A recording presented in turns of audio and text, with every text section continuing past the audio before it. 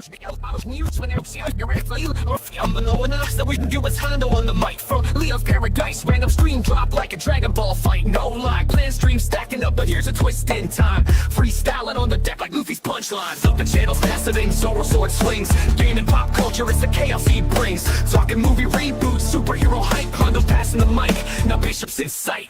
Cutting good screen, frame by frame, I align. Laying bass lines heavy, keep the rhythm divine. Jumping 5 videos, can't keep up with the pace. Pass the mic back, Leo's leading the chase. Off the rails, no script, just a freestyle ride. Nerdcore king, let the randomness collide. Playing the knob, Leo's got the flow to entice. It's words of paradise, the chaos comes to life.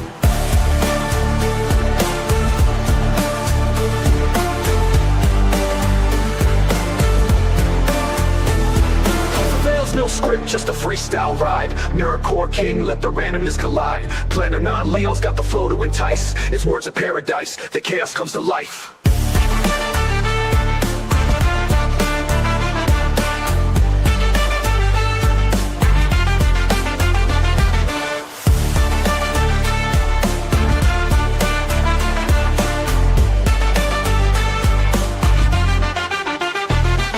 The rails, no script, just a freestyle rhyme. Nerdcore king, let the randomness collide. Planning on Leo's got the flow to entice. It's words of paradise, the chaos comes to life.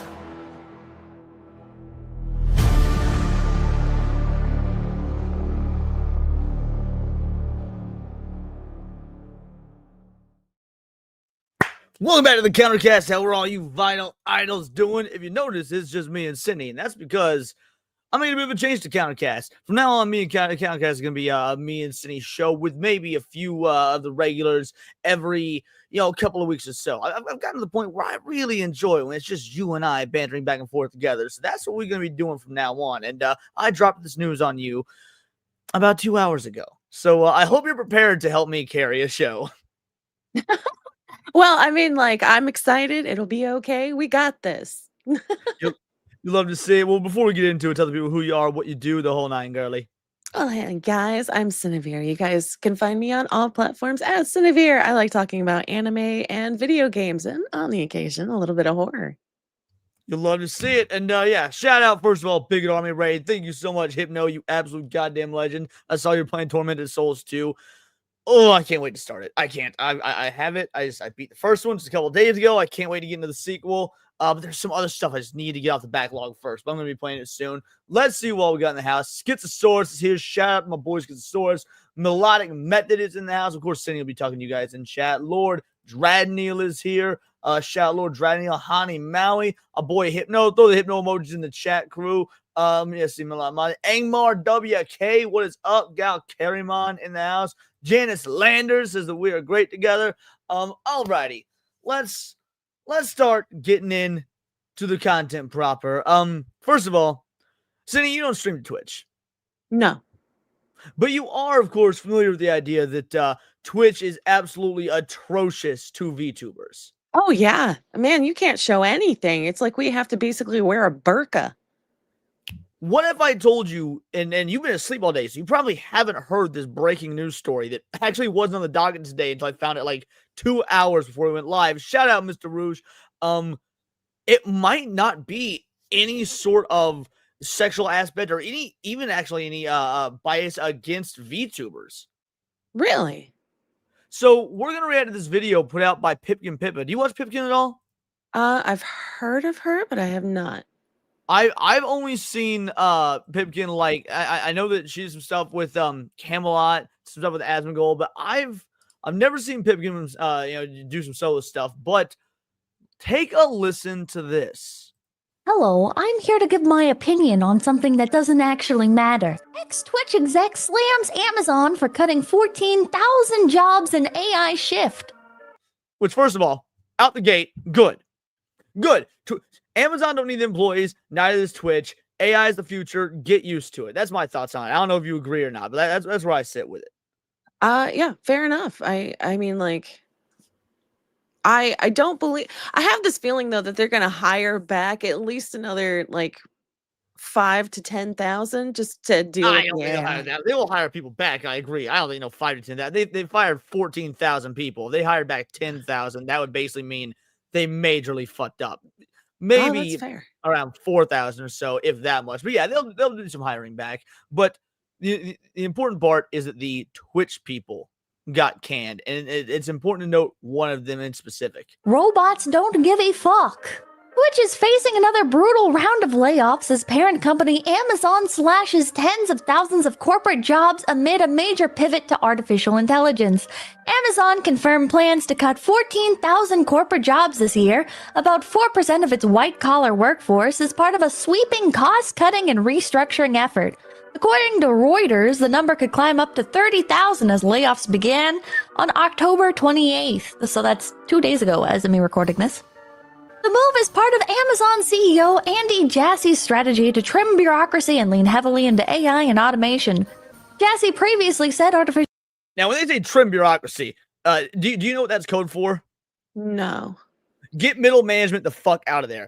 Basically, all the people that are doing the physical labor, the manual labor, or they're like actually writing code, the regular just monkeys, they're still going to be working. It's the middle manager types, this is great. Middle management is the fucking, like, just death knell for corpo work. So, yes, that's why this is a great call. Artificial intelligence will play a central role in automating routine work, making some roles obsolete. These latest moves signal that Amazon is likely realizing enough AI-driven productivity gains within corporate teams to support a substantial reduction in force. Sky Canaves, an e-marketer analyst told TechLoy.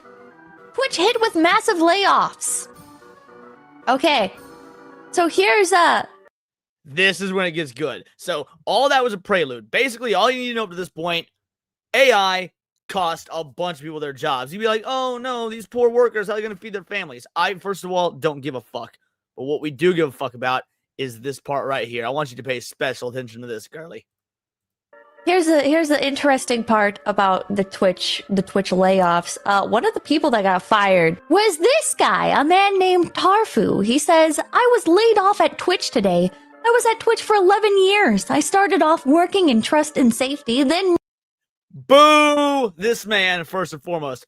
Fuck trust and safety. Were you around, like, were you in the YouTube space when that, like, that individual, I don't even remember if it was a guy or a girl, but they thought they were a fucking deer. Like, that was their other gender or whatever, was they were a fucking deer. Do you remember that?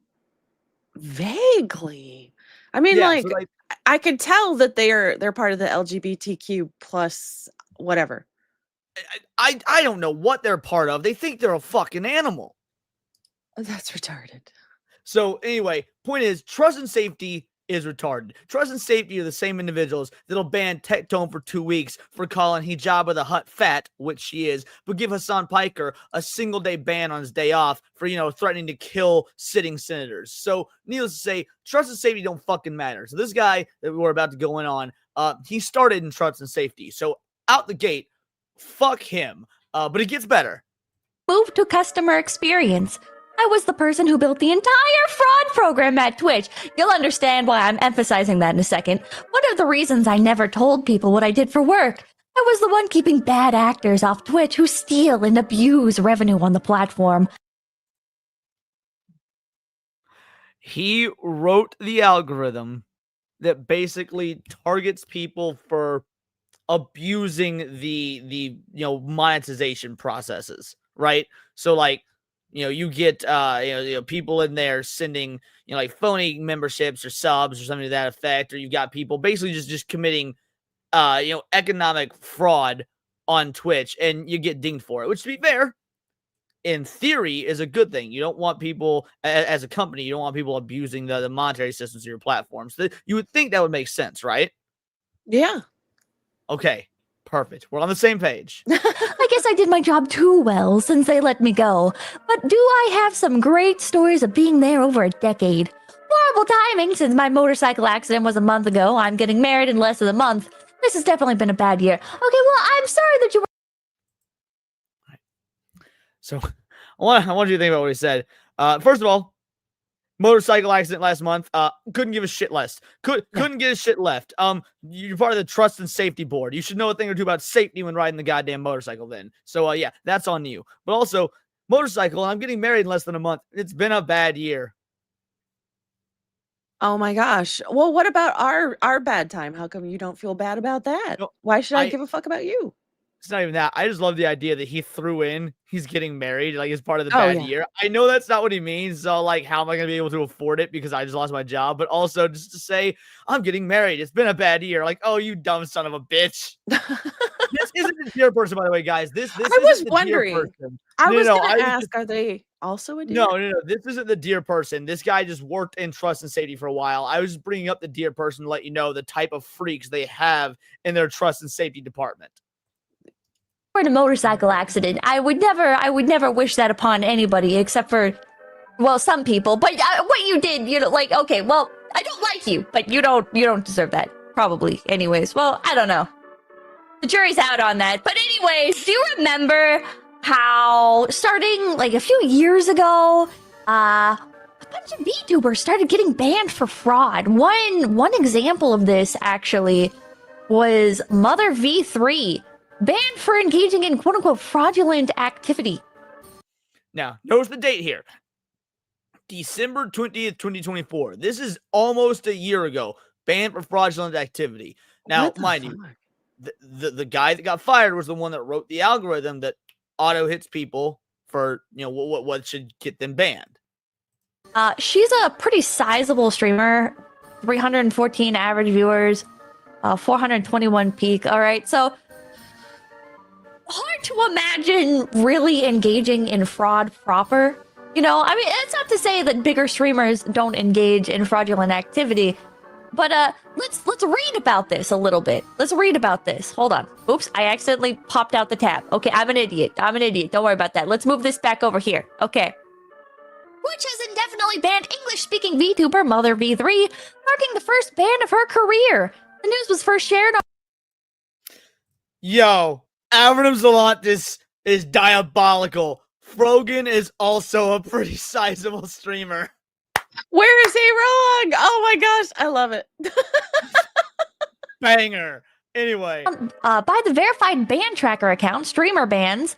On December 20th, 2024, the VTuber later took to her X account to reveal the reason behind the suspension. The streamer shared a screenshot of the message sent by Twitch, which mentioned fraud as the reason behind the suspension. The message added, "Based on a review of your activity or content, we have issued a global suspension of your account. Due to the severe nature of this violation, or the fact that you have incurred multiple violations, your access to services are indefinitely restricted." So, What the fuck? Indefinitely restricted. Yeah. This streamer, this VTuber had never copped a ban before. This was their very first ban. But due to the allegation, based on the algorithm, that it was because of fraud, permabanned. That is insane. Hassan Piker gets to come back after a day of being banned, after threatening to actually kill people, after multiple bans. Hassan Piker's been banned like 4 or 5 times.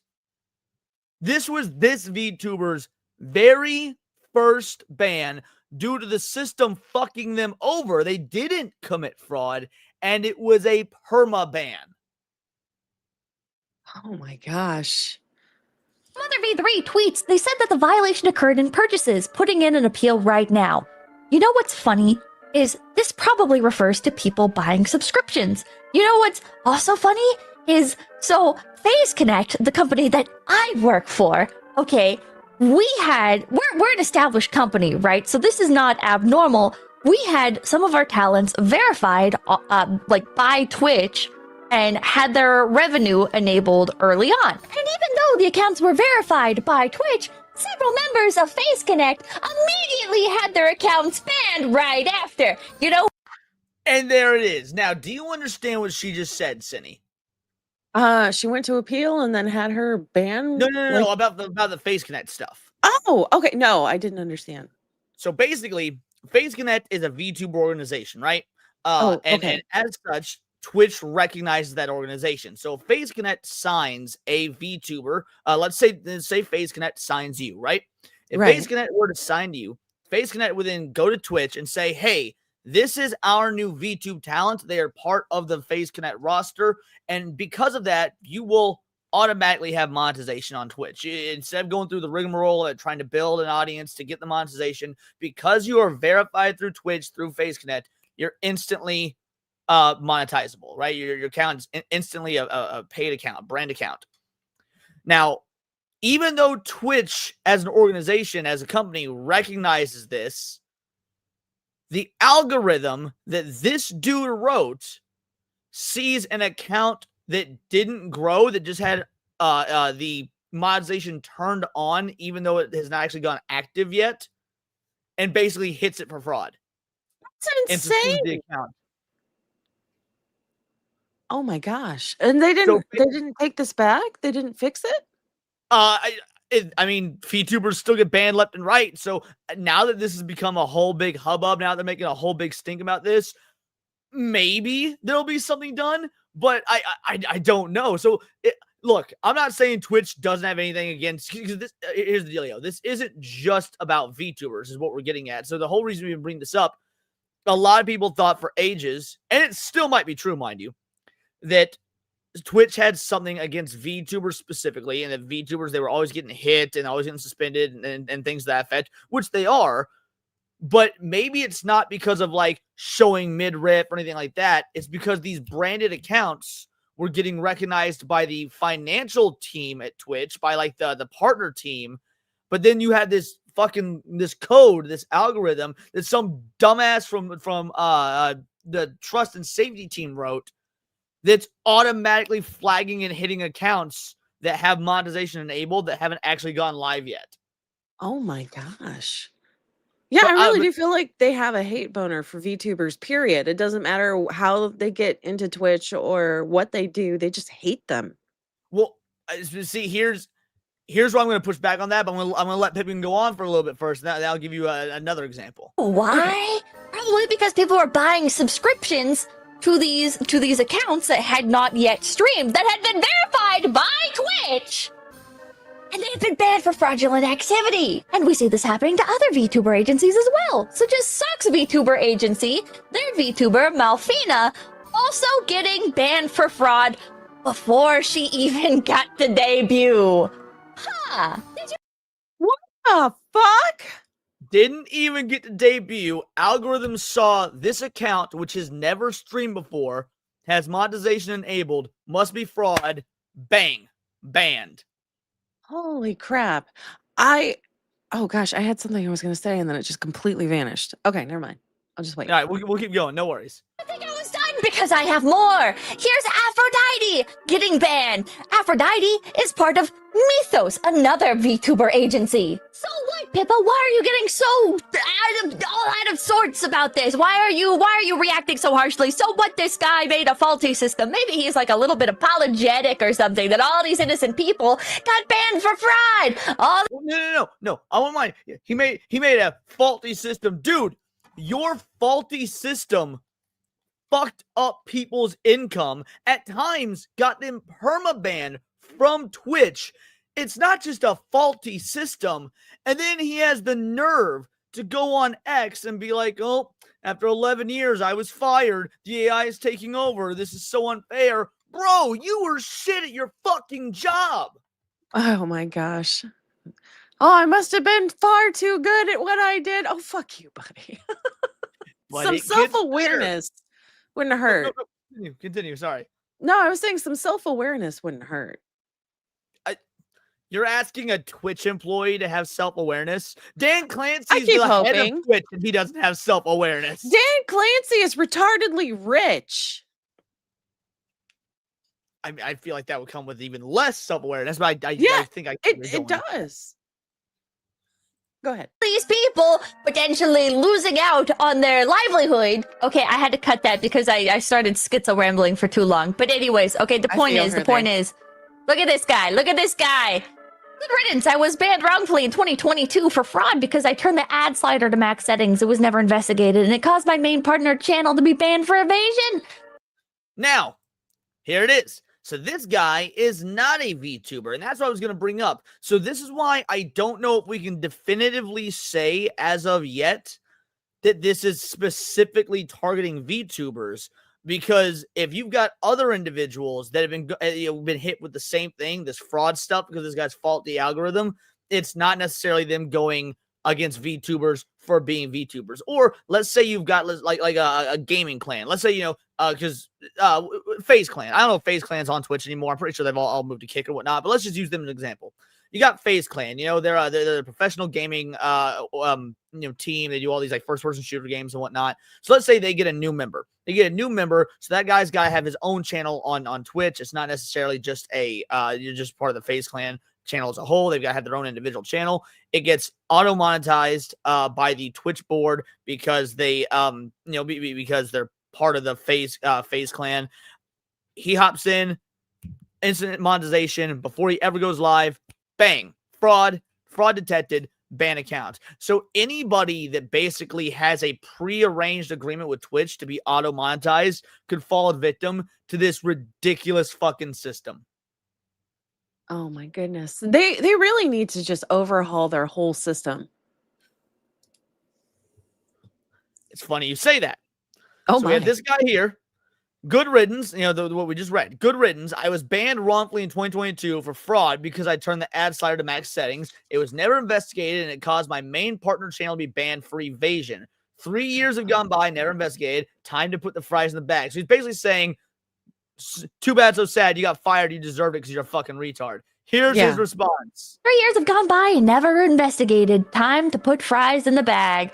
Hey, look at this. Look at this. I'll take things that didn't happen for 800, Alex. Most or all of this user's posts. Wait, what's this other one? What is this one? Oh, you might have built the worst fraud program for Twitch. I don't think you realize how many streamers got permanently falsely banned because of your terribly made program. Oh, shit. I realized, and not all were innocent. We just can't. We just can't shame them and show the evidence. Data doesn't lie, but just like anything, there are false positives which we Data sort of does and doesn't lie. So data, as a blanket it's not that thing, it doesn't lie. It's that it doesn't understand context. Exactly. And there it is. Doesn't understand context, or the person presenting the data can lie. Data doesn't just exist in a vacuum. Either one of those, exactly. You nailed it. You hit the nail on the head. But again, so yeah, this dude's out here, woe is meing, and he cannot take any sort of accountability for the fact that he was shit at his job. I'm glad the robot got your job, bro. Yeah. Oh my goodness.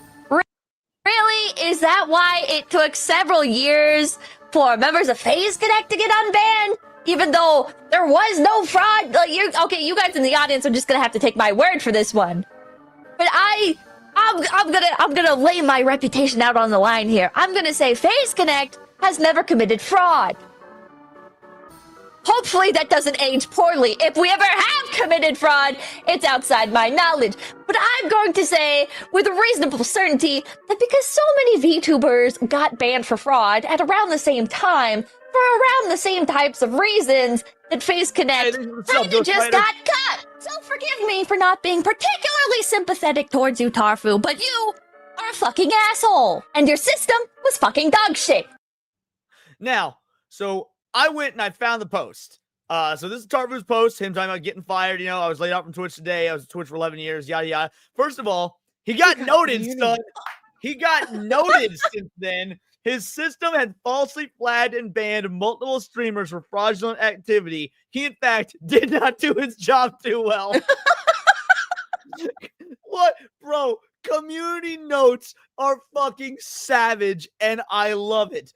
So I've not gone through any of the potential additional comments here because I wanted to just, read some with you.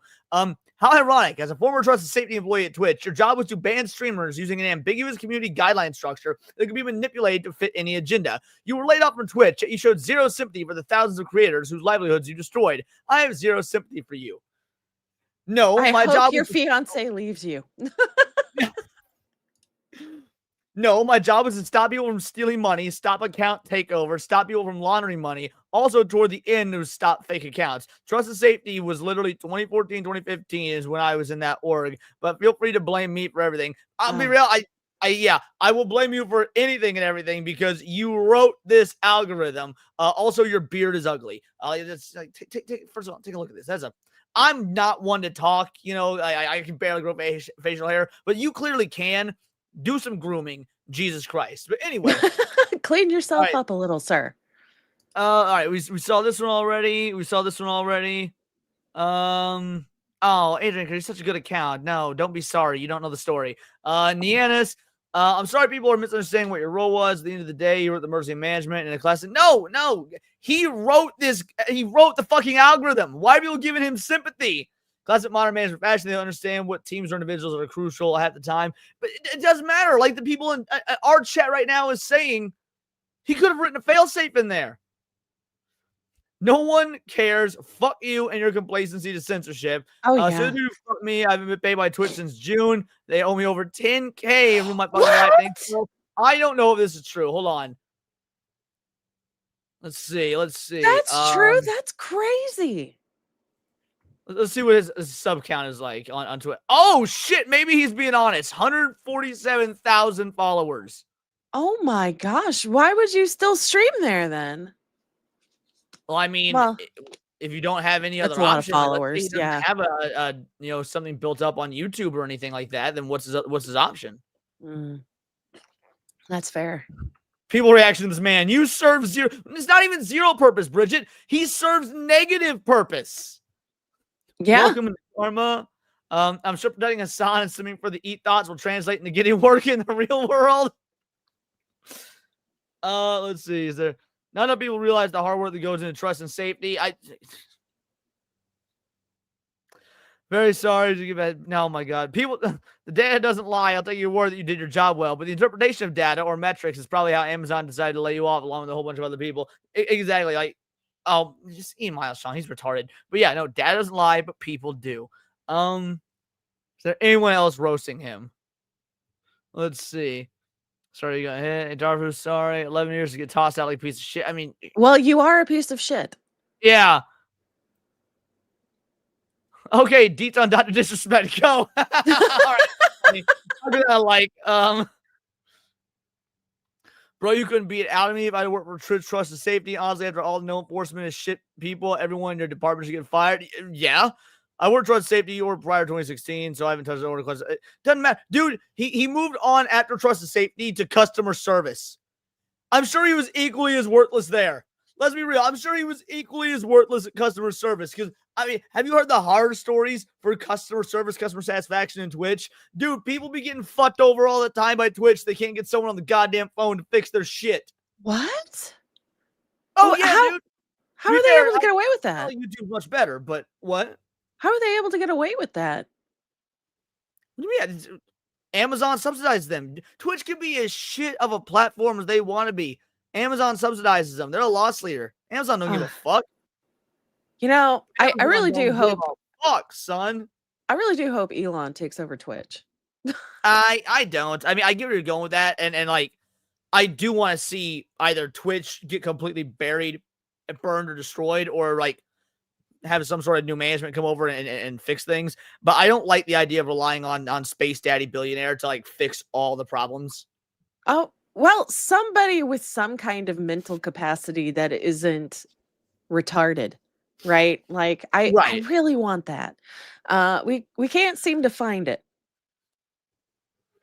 It will be called Twitch X. No. It'll still be pronounced Twitch, but like the W will be changed to an X. It'll be like lowercase t, capital X, ITCH. So it'll be like Zitch or something. But anyway, so yeah, that's basically it was just a fun little easy story to bring up at the beginning here. So Twitch may or may not. What? Twitix? I like Twitix. That sounds like a Harry Potter spell. But yeah, Twitch may or may not be unfairly targeting the VTubers, or it could just be this dude was so fucking shitty at his job that the algorithm he wrote has a massive like loophole in it that of course hits VTubers the hardest, but technically hits other individuals as well. Well, I took over Twitch. I do not have the skill set to run a multi-billion-dollar or multi-million-dollar whatever business.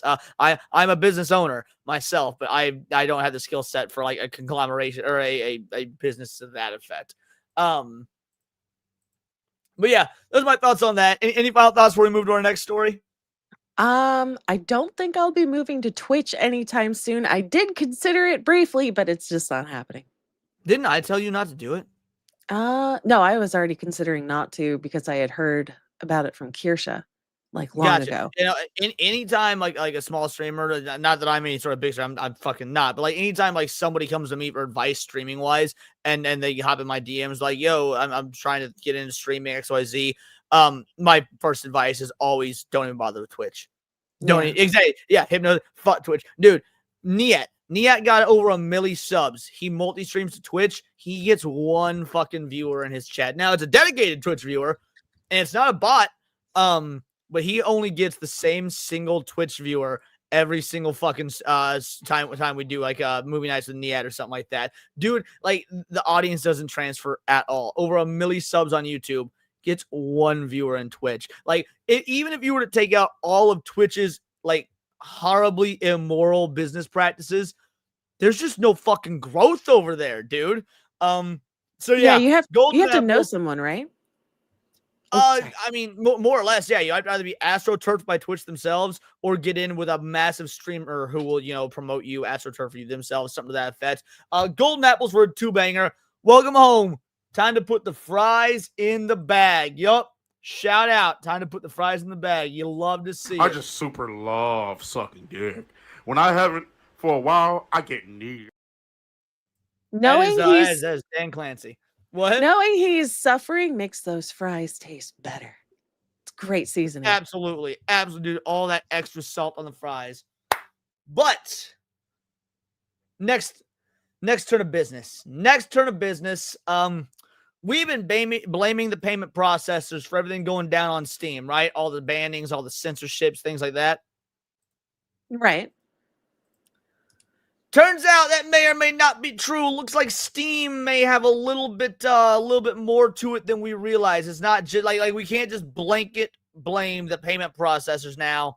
Steam may or may not be culpable. Let's take a look. Let's see what's going down in this here town. I hate being the bearer of bad news, but today I once again am tasked with being the bearer of bad news. So this is an official statement from the Steam team, the team that is behind accepting or rejecting games on their platform. And I'm going to read the statement from an official Steam employee, and then I'm going to showcase why they rejected it in the first place. And then we're going to talk about the situation and how everything else that's been going on with Steam, itch, censorship of the internet, age verification, brand protection. I haven't seen this video yet. Is this going to be about the horror game that Hypno covered earlier? I might actually already know this particular story if this is about the same thing that Hypno covered, because I actually plan on doing a reaction to Hypno's video. I watched the first bit of it and thought, nope, need to shut this off. I'm probably going to react to this, so we'll see. Think of the kids, all this type of stuff, how it kind of all comes together into one just massive mess. So let's read this. If you look long enough, I'm sure you'll find plenty of other partners who are breaking our rules and guidelines. Focusing the topic of the image on a woman's behind is indeed sexual in nature, regardless of what she's wearing. Your graphical assets can be viewed by everyone on the platform and should be appropriate for the store. Interesting, because I get gifted Gooner games pretty much every goddamn Saturday on SNH, on Saturday Night Hypnosis. What makes this one any different? What makes this one special? I'm actually asking. I don't know. I want to get into this because I'm not sure, but why would some games be allowed and others not? Because I got a pretty extensive library of hentai games at this point due to fucking Anubis Hades. Oh man, Their hold on real quick. I was in the my Discord server yesterday, right? I was playing a retarded game, and I was talking to Serranos. Wait. What do you mean a retarded game? Well, gay woke game. It's called Palia. I was having a good time. Okay, gotcha. Because I was talking about Gooner games, like literally like hentai games. You're like, I have a point. I'm getting there. I was like, is there a fucking Down syndrome game? Okay, sorry, go on. I'm getting there. Hold on. So I was talking to Serranos, and he was going through games that he was really interested in that are coming up in December, I believe. And on his recommended was a hentai futa game because it was largely searched for, from what I understand. And it's like, If it shows up in a recommended list, right? That is insane. Because it's so easy to turn off like any of the, hide the inappropriate games. It's barely an inconvenience. I've got my Steam pulled up right now, and by the way, Radnetsky was like, "You accept those hentai games?" Yes, I do, because my thought process is whether I'm ever gonna touch it or not, people, and even if it's a joke or not, are nice enough to spend their money to send me a game or something like that. I'm going to accept it. Now, would I Same. prefer like something from my actual wish list or something? Yes, but am I ever gonna say no to somebody jokingly or not spending money they didn't have to spend to send me a game? No, I would never say no to that. That's a very kind, albeit sometimes hilarious gesture. So let me just read you some of the games that I've been gifted over the last couple of weeks. Hitler, My Friend, Hentai Vampire, Hentai Tales, Futanari X Monster Girl, Hitler Waifu, Horror Girls, Infinity Boob Clicker. Let's see, where's some Hentai Elf, Hentai BDSM, Hentai Angel, Smite the Nazis. Let's see, what were some of the others here? Fucking Hell, Furry Feet, Finboy Fuda House. I could go on. Needless to say, I have a lot of these in my library. So, yeah, anyway, let's keep going. Censored. Now, I need to give context here to what image or game they're talking about before we really dive into the conversation and just kind of how bad this situation actually is. So what they're talking about is this in particular from this game studio, Aftermath Z game. It's Red Pine Line. I want to be honest with you, I'm not really aware of them. Like, I wasn't aware of them before all this stuff started happening a few. So this is what Hypno talked about. Because, like, yeah, I clicked on Hypno's video, and I got to the point where he mentioned a horror game called Aftermath. And I was like, all right, full stop. I'm not watching. I'm going to react to this on my own. So, all right, I'm going to have a little bit more context when going into Hypno's video then, which is great. Maybe it'll make my reaction even better. But anyway, let's keep going. 2 days ago, and it just really blew up today thanks to their official statement showcasing what Steam had to say about why the game was actually rejected in the first place. But let's get back into their initial post. This image is the reason... Wait. No. So this is the image. Broad in a bathing suit. They said right back here, if you look long enough, I'm sure you find plenty of other partners who are breaking our rules and guidelines, focusing on the topic of the image on a woman's behind is indeed sexual in nature. Why was I able to be gifted like furry feet or whatever that game was called, and that be fine, but not this game with a horror game that has a broad and a swimsuit? Like one is clearly worse than the other. Think about all the furry games on Steam that show really inappropriate things. What are you talking about?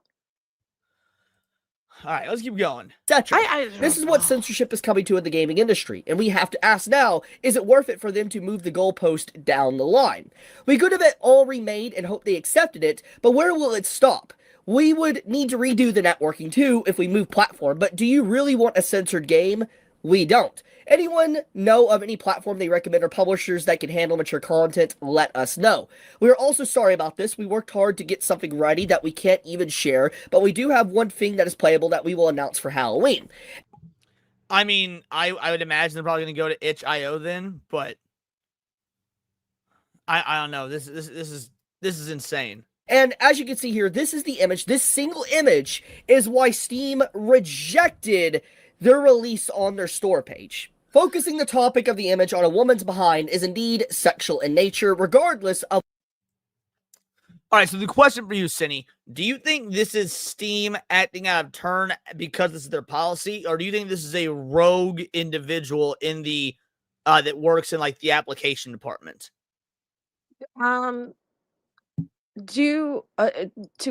Okay, I have a question.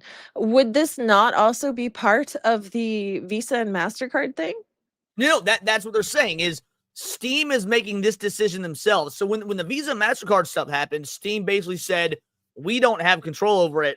It's Steam, it's Visa, it's MasterCard, it's the payment processors. This is an actual Steam employee saying, you don't meet our guidelines, not the payment processors guidelines, our guidelines. Well, yeah, but could they not have changed their guidelines to fit what Visa and MasterCard are wanting? Is what I'm trying to ask. I mean, the last time this happened, Steam made it clear it was because of the payment processors. Don't you think they would have made it clear this time as well? Been like, hey, look, normally we'd be all right with this, but because of the payment processors, sorry, no. Like, that's what they did last time. This time they're just straight up saying, nope, it doesn't meet our guidelines. Huh. So that's why I'm asking, do you think that this is now going to be normal for Steam as a whole going forward, or is this just some rogue, prudish individual who got some sort of beef with, Gooner content? I am praying it's the latter. You and me both, girly. What she's wearing. So let me give a good example on why this statement from the Steam staff is really bad. First off, that image that I just showed that apparently got the game rejected, what this statement is saying is if that character was fully clothed, there was no... Mind you, something just occurred to me. What was the image? Do you remember what the image was? No, I don't think I've seen it. I've only seen. No, it was on the screen. Hold on. So we're was at we're 243. We'll go back. Is this image right here? Gal in a bathing She's in suit. a full bathing suit. What the fuck are you talking about? Right. Exactly. Full bathing suit. It's because the developers claiming it's specifically because of this image. Steam stated it's because of that image. So if that's the case, what was the marketing like for GTA 6? Which we all know will be allowed on Steam. Right? Right. Well, let me pull up an image from GTA 6. Let's see. Here we go. Here it is. Tell me, by their own logic, why should they host GTA 6? Oh my gosh. Yeah, no, that's an excellent question.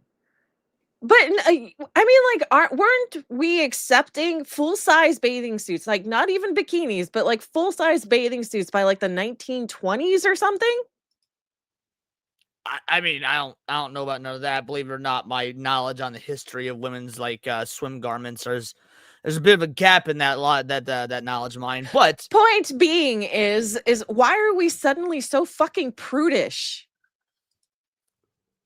well, and that's the question. Is it just this one douche canoe of an individual? And if enough people cover this, we make a big enough stink about it. Savvy, Hypno, Chibi, us. Will this get fixed, or is this just the new normal for Steam? No, actually, Zach says, how do they know it's a woman? Okay, so here's the question That's I a now good have is the fact that they're trying to get rid of gender identity to basically fall in line and just be like, nothing can be sexy because we don't know what a woman is anymore.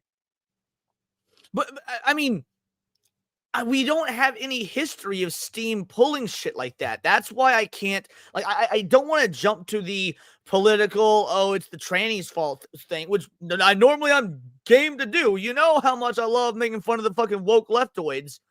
But because there's no, at least to my knowledge, history of Steam making these sorts of politically based decisions, it's not like we have data to pull from that would lead us to that assumption, you know? Is Gabe a come again Christian, or what's the word? The Born again Christian. Born again Christian. There you go. Not to my knowledge. I mean, if he is, that'd be news to me. But I mean, anyway, let's keep going. Oh, go on. I'm sorry. I thought you were finished. Continue. No, I just feel like, after the Charlie Kirk thing, right? And I'm not getting into Charlie Kirk, but after that, how everybody was like, we're going to church now. It feels like everyone just turned really prudish all of a sudden. I feel like it was on the horizon way before then. Like maybe there was an acceleration of like the what do they call it? The right wing extremists, the Christofascists. So maybe there was an acceleration with the Christofascists. By the way, for those of you guys watching this on the replay, or if we clip this into a video, not calling Charlie Kirk a Christofascist. He was fucking awesome. But of course, there are individuals that are to the extreme right that they're trying to employ, like people like John Delarose, for example, people that basically want a white Christian Catholic ethno state and want to see porn banned when porn is anything they don't like that features a woman even remotely being attractive or sensual or whatnot. So maybe there's been an acceleration with the Christofascists in the aftermath of that, but I'm not sure. was no skin showing, the game would still be rejected because of that image. And once again, I want to point this out. She's not even in the center frame. She's not like dead center, like plastered full in your face. She's on the side of the image. The wording's on top and all that. You see the water and all that. You can't It's a very even see her basic lower image. back. And Right. the fact of the matter is that it's implied that this image alone, even if the character was fully clothed, like there was literally no skin, like her backside wasn't showing any skin, you would get your game censored. Like your game would be rejected on Steam because of this image. And that is the problem here with this Steam statement. Like the I'm going to do something that hopefully doesn't get the stream taken down in any way, shape, or form. But I feel like it's important to note. So this is my Steam library. I was gifted this game. This is the poster for Femboy Food House. This is just full on display. When, It's not bad. like, obviously, I don't have the game installed, by the way. It was gifted to me as a fucking joke, as I've made clear. But the fact of the matter is, this is apparently fine, but the other thing isn't. I don't know. They have like, are they going to crack down later? Are they going to retroactively, sorry, go through their entire catalog of millions of games and just be like, nope, too much skin, too much skin. Oh, What you're the fuck asking, are is they going that? to pull a retro treatments? Because, you know, for those of you guys that didn't see the video that I did on this situation, because it fucking bombed. Retro Achievements did. Retro Achievements, because there's a Pokemon ROM hack that dared make Hitler jokes. The fucking idea, not only did that game's petition for having an achievement system set up for it get pulled, they also decided to retroactively pull other games. Wow. So, I mean, you're asking a very valid question because we saw this happen literally just a week ago on a different gaming site. I don't even know what to say.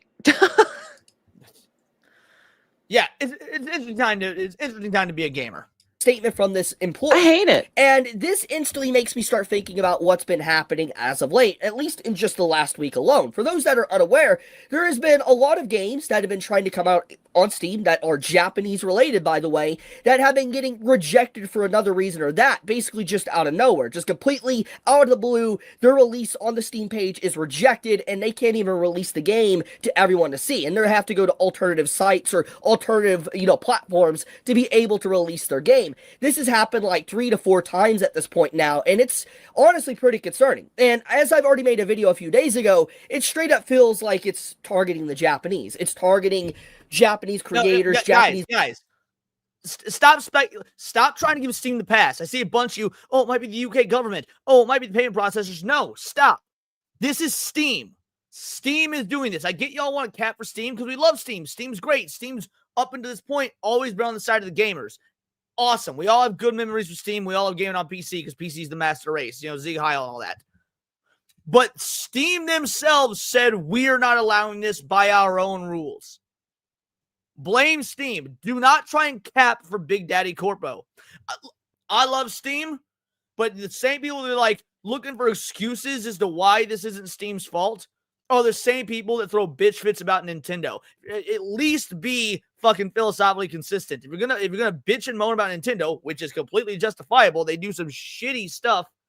Bitch and moan about Steam coming out and saying this image breaks our terms of service when it clearly doesn't, by the way. Therefore, we're not going to allow it.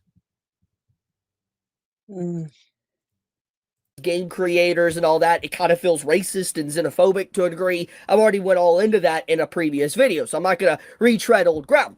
But the point of the matter is that it's very obvious that when I take a look at this situation, and now I look at this statement from a Steam employee, I feel like there is people within their staff, their moderation staff, that are compromised. They are pushing an agenda. They are trying to...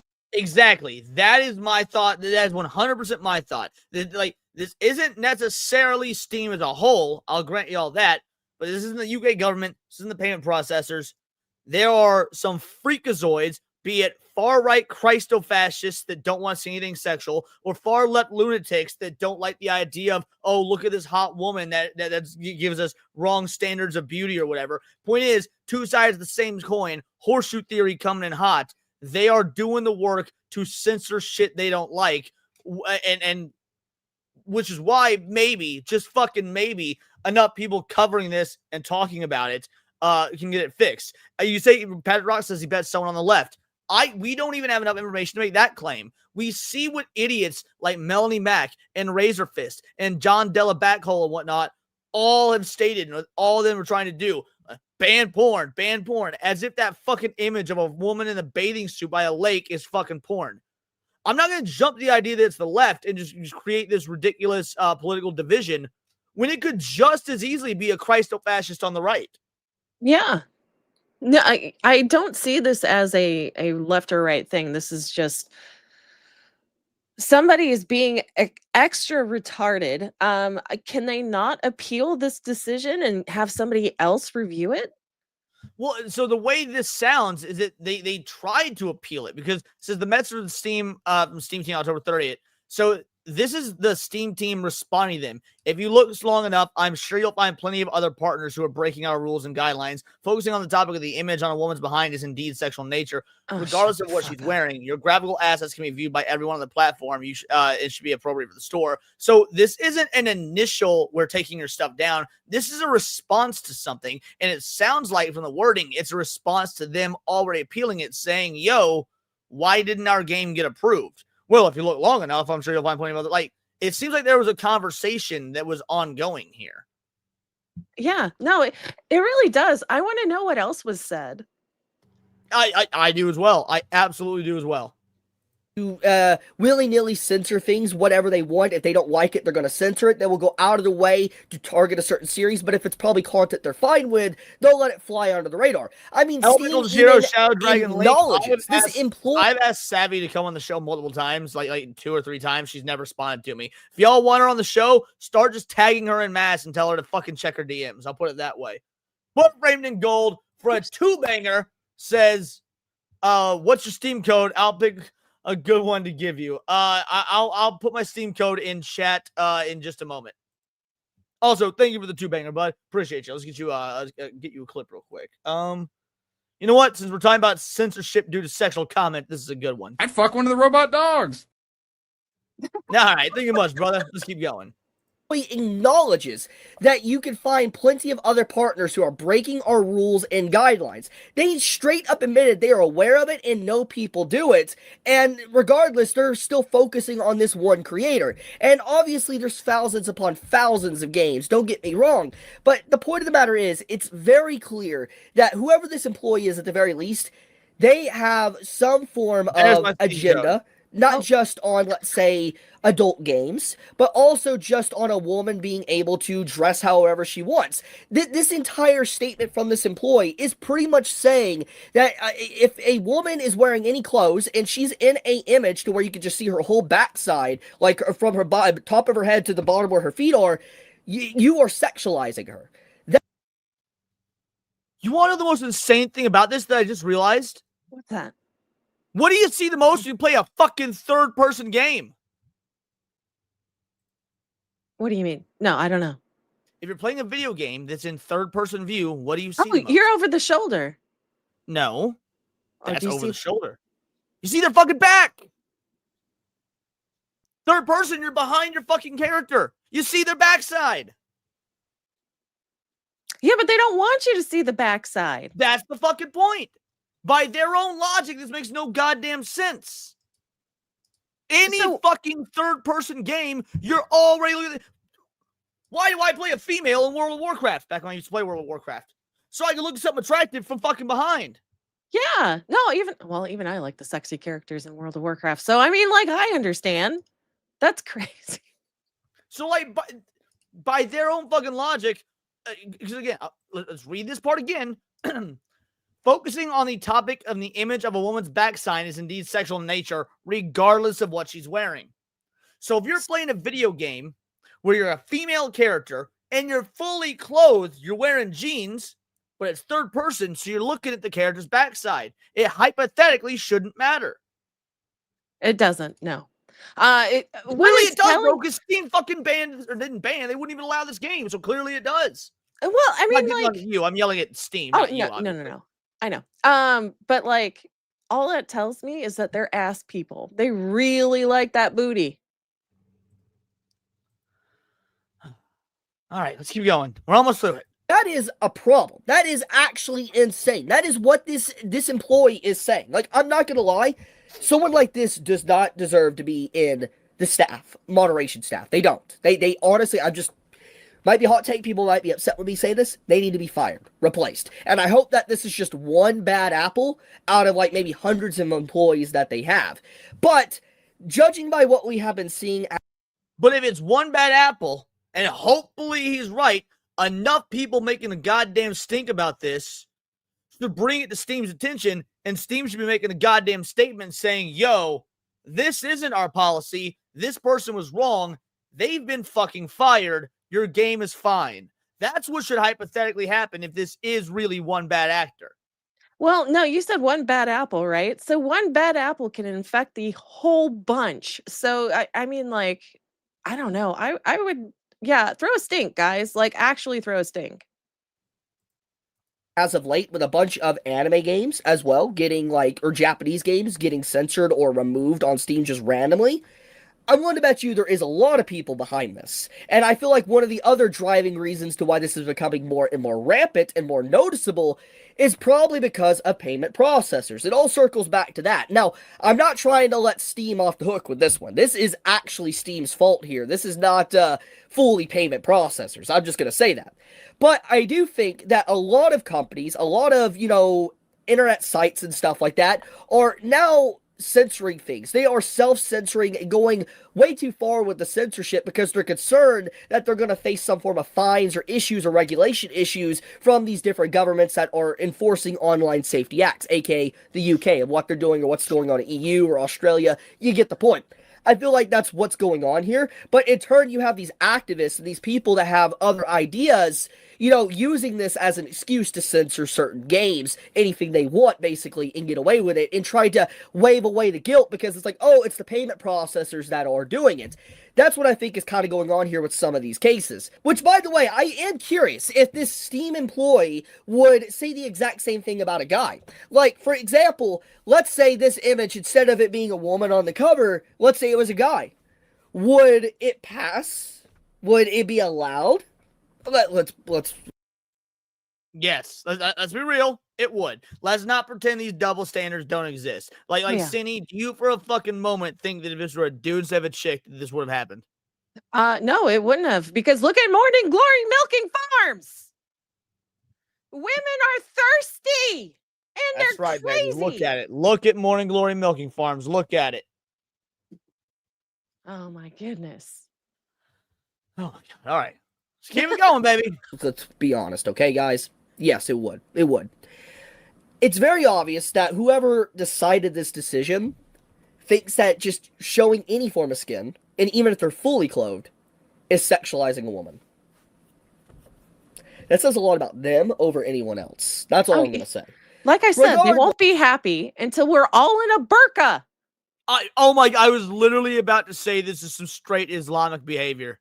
Yes. Oh my goodness. I think that this is a pretty bad situation because there is many examples that Steam is becoming a little bit more censor happy as of late. They've always censored certain things here and there over the years, but it's definitely becoming a little bit more noticeable. But it's definitely becoming more common, and it's definitely becoming harder for people to create adult games and release them on the platform. I have definitely noticed that there's a lot of people that are getting rejected with the whole update with the, you can't add content and all that on adult games with free updates or patches. It's very obvious there is stuff going on behind the scenes, and I feel like whatever's happening here, Steam might be compromised. But I'll leave it at that. Just wanted to bring this to everybody's attention because I thought this was very important to talk about because, obviously, I don't like censorship, and I hope that this, studio here that's making this game, they're able to kind of work this out and figure out what's going on. Hopefully, a Steam employee could give us some more insight on to what's truly going on here. But I'll leave it at that. I love you guys. Be safe. Leave a comment for the algorithm. All right, so let's go ahead. Let's check X real quick and see if there's been any update to this. Let's find out. Oh, you hit that super chat, please, Cindy. I absolutely can. Oh, I have an alarm going off. Hold on. Okay. All right. You want me to read it? Yeah, read it and get a clip for them while I check their history. I've never done the clips before. Okay, I will try. You can do it. I believe in you. Butter framed in gold for $2. Where is Morning Glory Milking Farm the game? You know what? That's funny because I was thinking the same thing. And for that, I have this clip for you. Holy shit, I'm gonna come. Excellent. Well done. All right. Thank you for the 2-banger. Truly appreciated. So here is what's going on their X account right now. So this is Aftermath Red Pine Lake.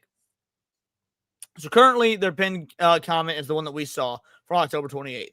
So 1 hour ago, we all know where this is heading. Whoops. You're sheltering fully clothed women, aren't you? Yeah, Glorious Bastard reference. Clever. Funny. Shows a lot of support. We're in this together. It doesn't matter where we are from. We're all slowly being censored, and we have had some bigger creators getting the word out. We can't express our gratitude enough. So yeah, shout out. Well, let's go ahead and give these guys a follow. Hey GOG, here our game won't be a problem for you. Would love to chat. We're doing our best to play moving forward. At the same time, address any concerns. We are not trying to scam anyone, rage bait, or make up a scenario. We know it's a very small percentage of people. We just want to clear this up so we can keep working on a plan. We accept that most people don't know the behind-the-scenes options, and it does seem that things have changed. We have not misstaged our game. There is no 18-plus mode that would resolve this according to Steam. Please check the post for details. We have to go with what Steam are telling us because it's their platform. We know that some devs who have 18-plus games have not had this issue because the rules changed after the game came out. I know that bringing attention to this is upsetting people as people are worried it will affect current store pages. If we don't address this now, every game going forward will be subject to the treatment we have received. Do you want all games going forward to gradually get more censored? We will be sending examples of hypocrisy to Steam and posting any here. We haven't done anything to be malicious. We are trying to fight against censorship. We want all the pages of the creative freedom, not just some. If we stay silent, nothing changes. We hope that you all understand where we're coming from. Sorry for any upset any of this is caused by adult devs. It's not our intention, and we're on the same side. Let's see. What is this? Do these categories apply to your game? Please indicate your game is include the major categories mature content below. General mature content includes content that deals with mature topics and may not be appropriate for all audiences. They checked. Frequent violence or gore. They checked. Some nudity or sexual content. Contains occasional nudity or sexual content that may not be appropriate for all audiences. Now, that one's checked. Frequent nudity and adult-only sexual material are not checked. So it's no different. You know what?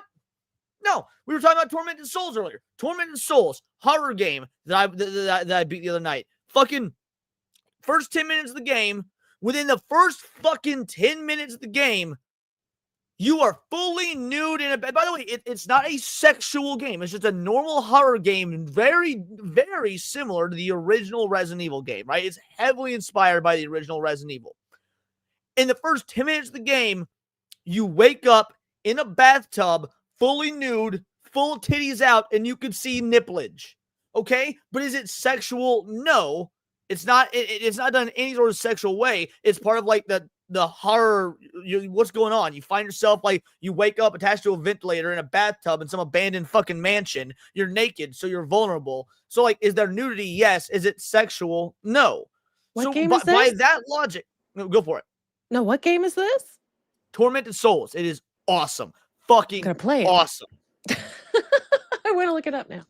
It's so good. I beat it the other night. It's so fucking good. Anyway, so the point I'm getting at is that they would have checked the same thing. Some nudity or sexual content, frequent violence and gore, general mature content, but not frequent nudity or sexual content and not adult-only sexual content. So like going off of Tormented Souls, which is a game that is allowed on Steam, that's where I played it, it should hypothetically be allowed. What's the next one? 2. Yes, I also have part 2. I just haven't played part 2 yet.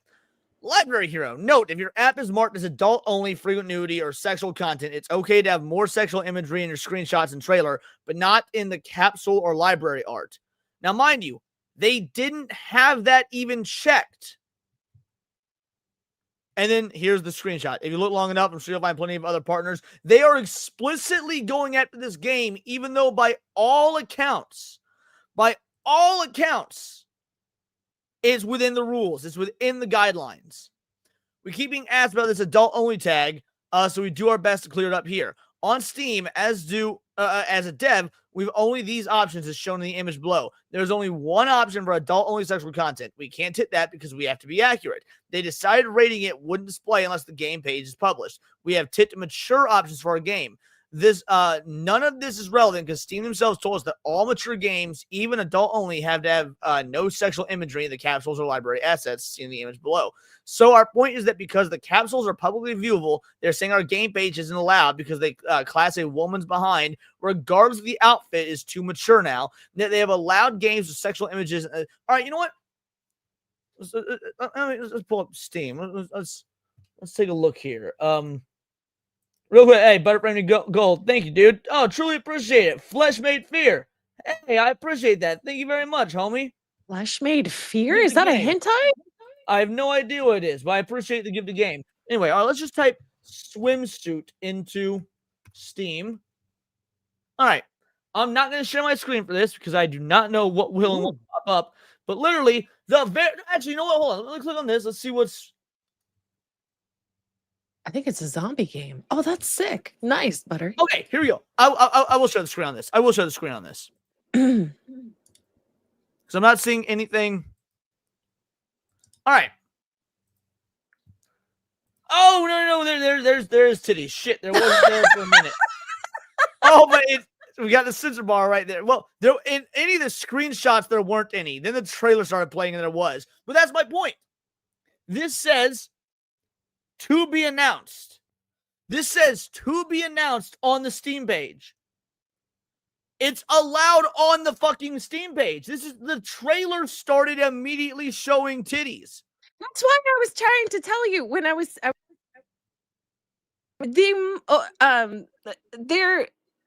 there is more hentai out there on Steam that the moment you click on the game, like I've been bamboozled before, the trailer immediately starts with a sex scene.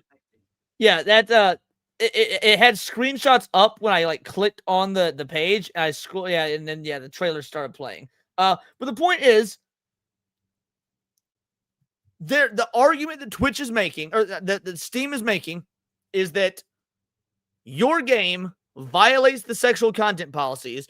And the argument that Aftermath is making is that they changed their rules after the fact. They changed the rules because the payment processor stuff, so now they have to be more strict.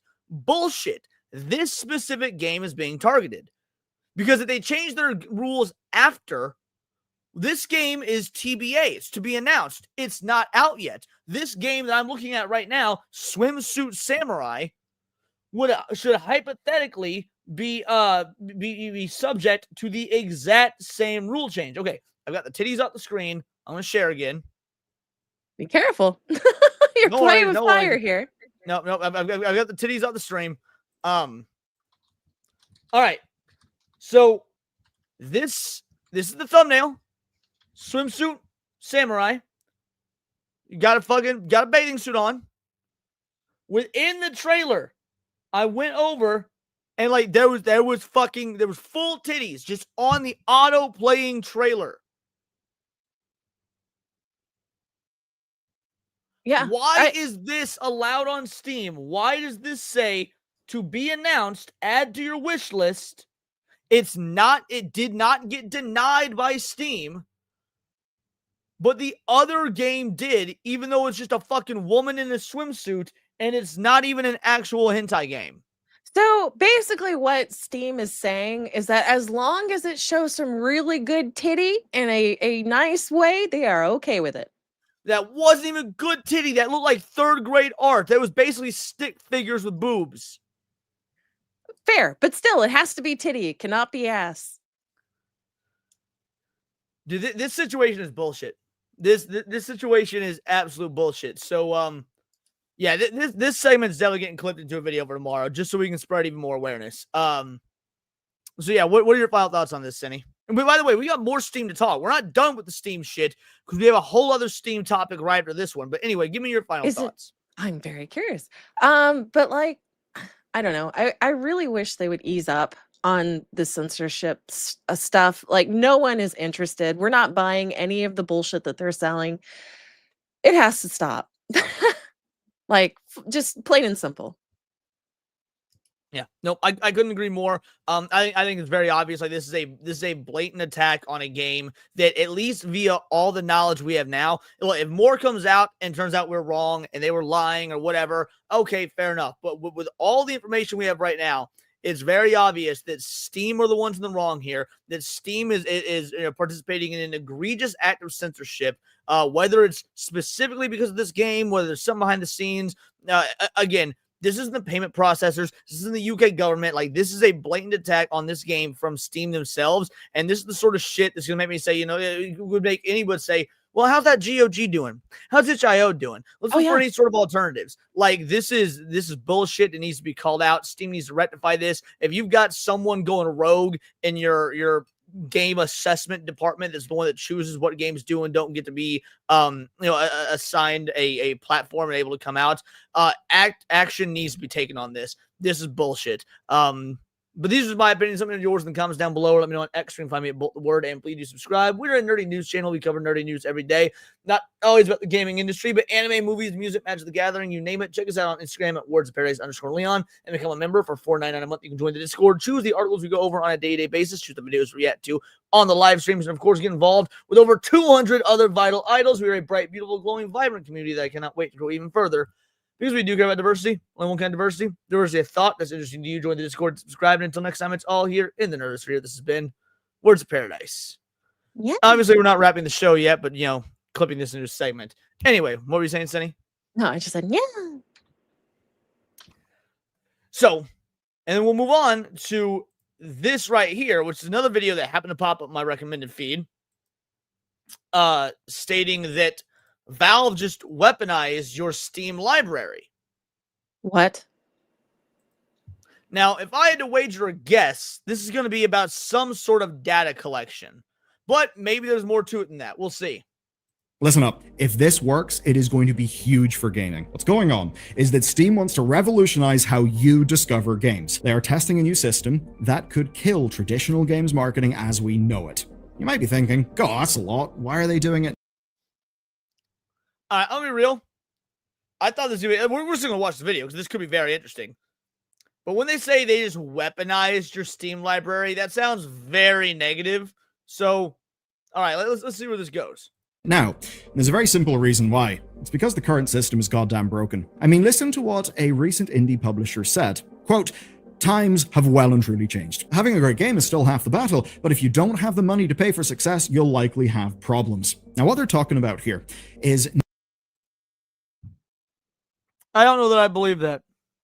Why would a game like Schedule 1 or RV There Yet or something blow the fuck up? I can't imagine those games had like thousands upon thousands of dollars to throw at marketing and stuff. Sometimes good games just blow the fuck up. Yeah.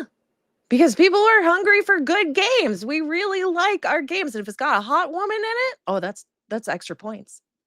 Yeah, I don't... to me, that dude just sounds like he's making an excuse for the idea that maybe he had a fucking game that failed or something. But anyway, let's keep going. We'll find out. Needing massive piles of cash just for marketing. But here's the thing, right?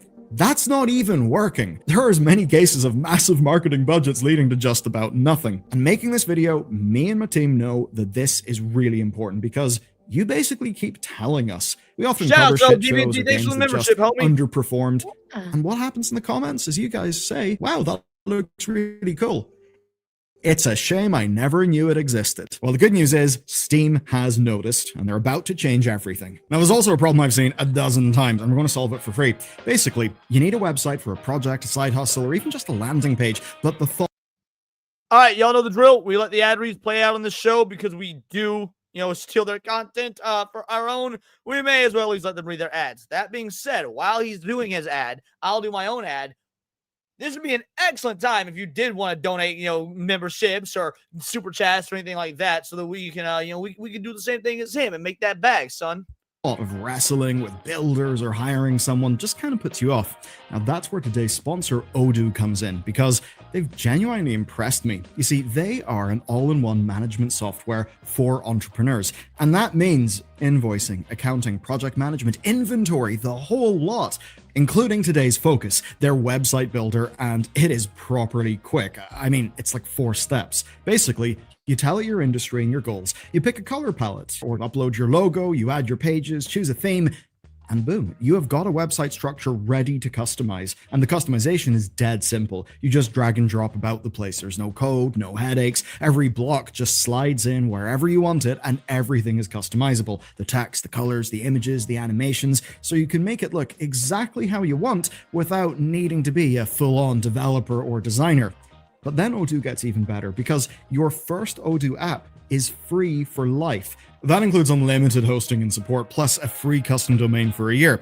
And then, if you need more apps down the line, they are just $19.99 a month each for all of them. Yes, it is one price for everything that Odoo does. That's an absurdly good value for basically everything you would need to run your business. So, if you've been putting off building that site, simply head to my link to get started. They have made it so easy, so there's no excuse not to. Go check them out. We begin with a simple fact, which is that gaming is in a bit of a crisis right now. Traditional marketing tools are weaker than ever. Content creators need to be paid. No, that's not true. Traditional marketing is not weaker than ever. The products that are being marketed are weaker than ever. Yeah. No, that's true. I mean, dude, think about something like Arc Raiders, right? Arc Raiders is killing it right now. Concord I'm didn't. familiar with that. It's a basically imagine if Concord wasn't fucking stupid and gay and dumb and it actually made money. It's that. It's Concord, but not fucking bad. The point is, Concord was a game nobody fucking wanted. No amount of marketing in the world could have saved that. Arc Raiders, I don't think did anything too terribly different in terms of marketing, and it's doing fine. People are loving it. I do not for a moment think the marketing has anything to do with this.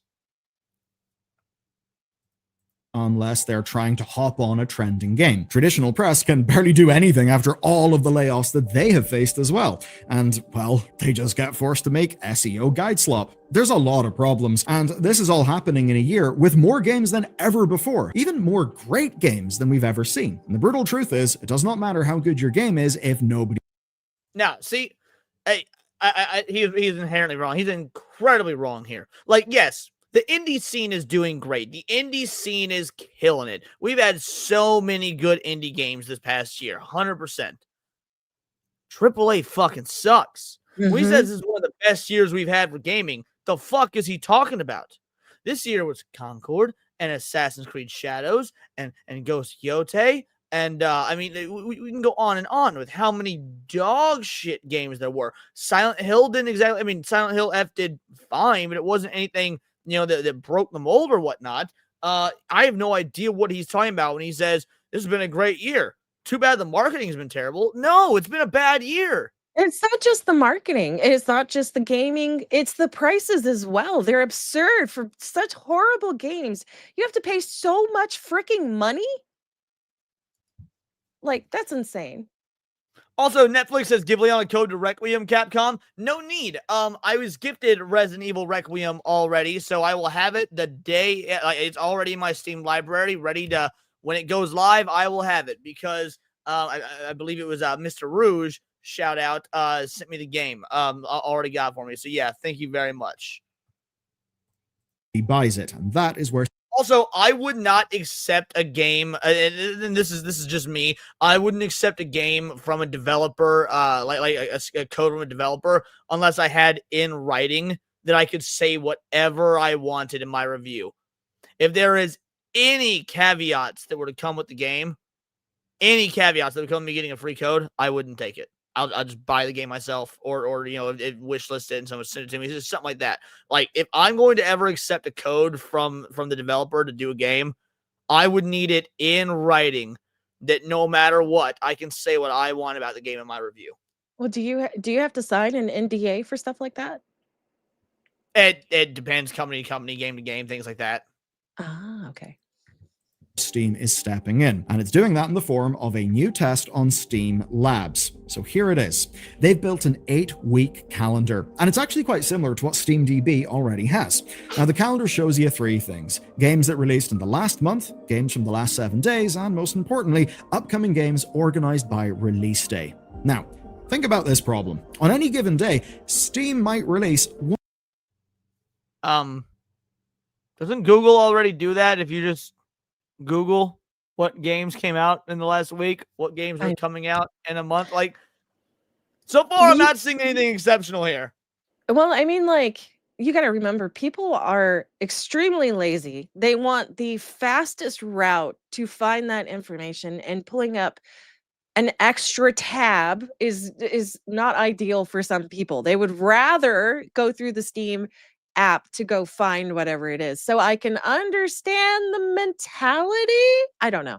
No, to be fair, I can as well, because, like, so compared to doing live streams to doing videos, right? In the live streams, you know, you guys always show up, you're always here. Pretty much no matter what I'm talking about or no matter what I'm saying, you're gonna be here.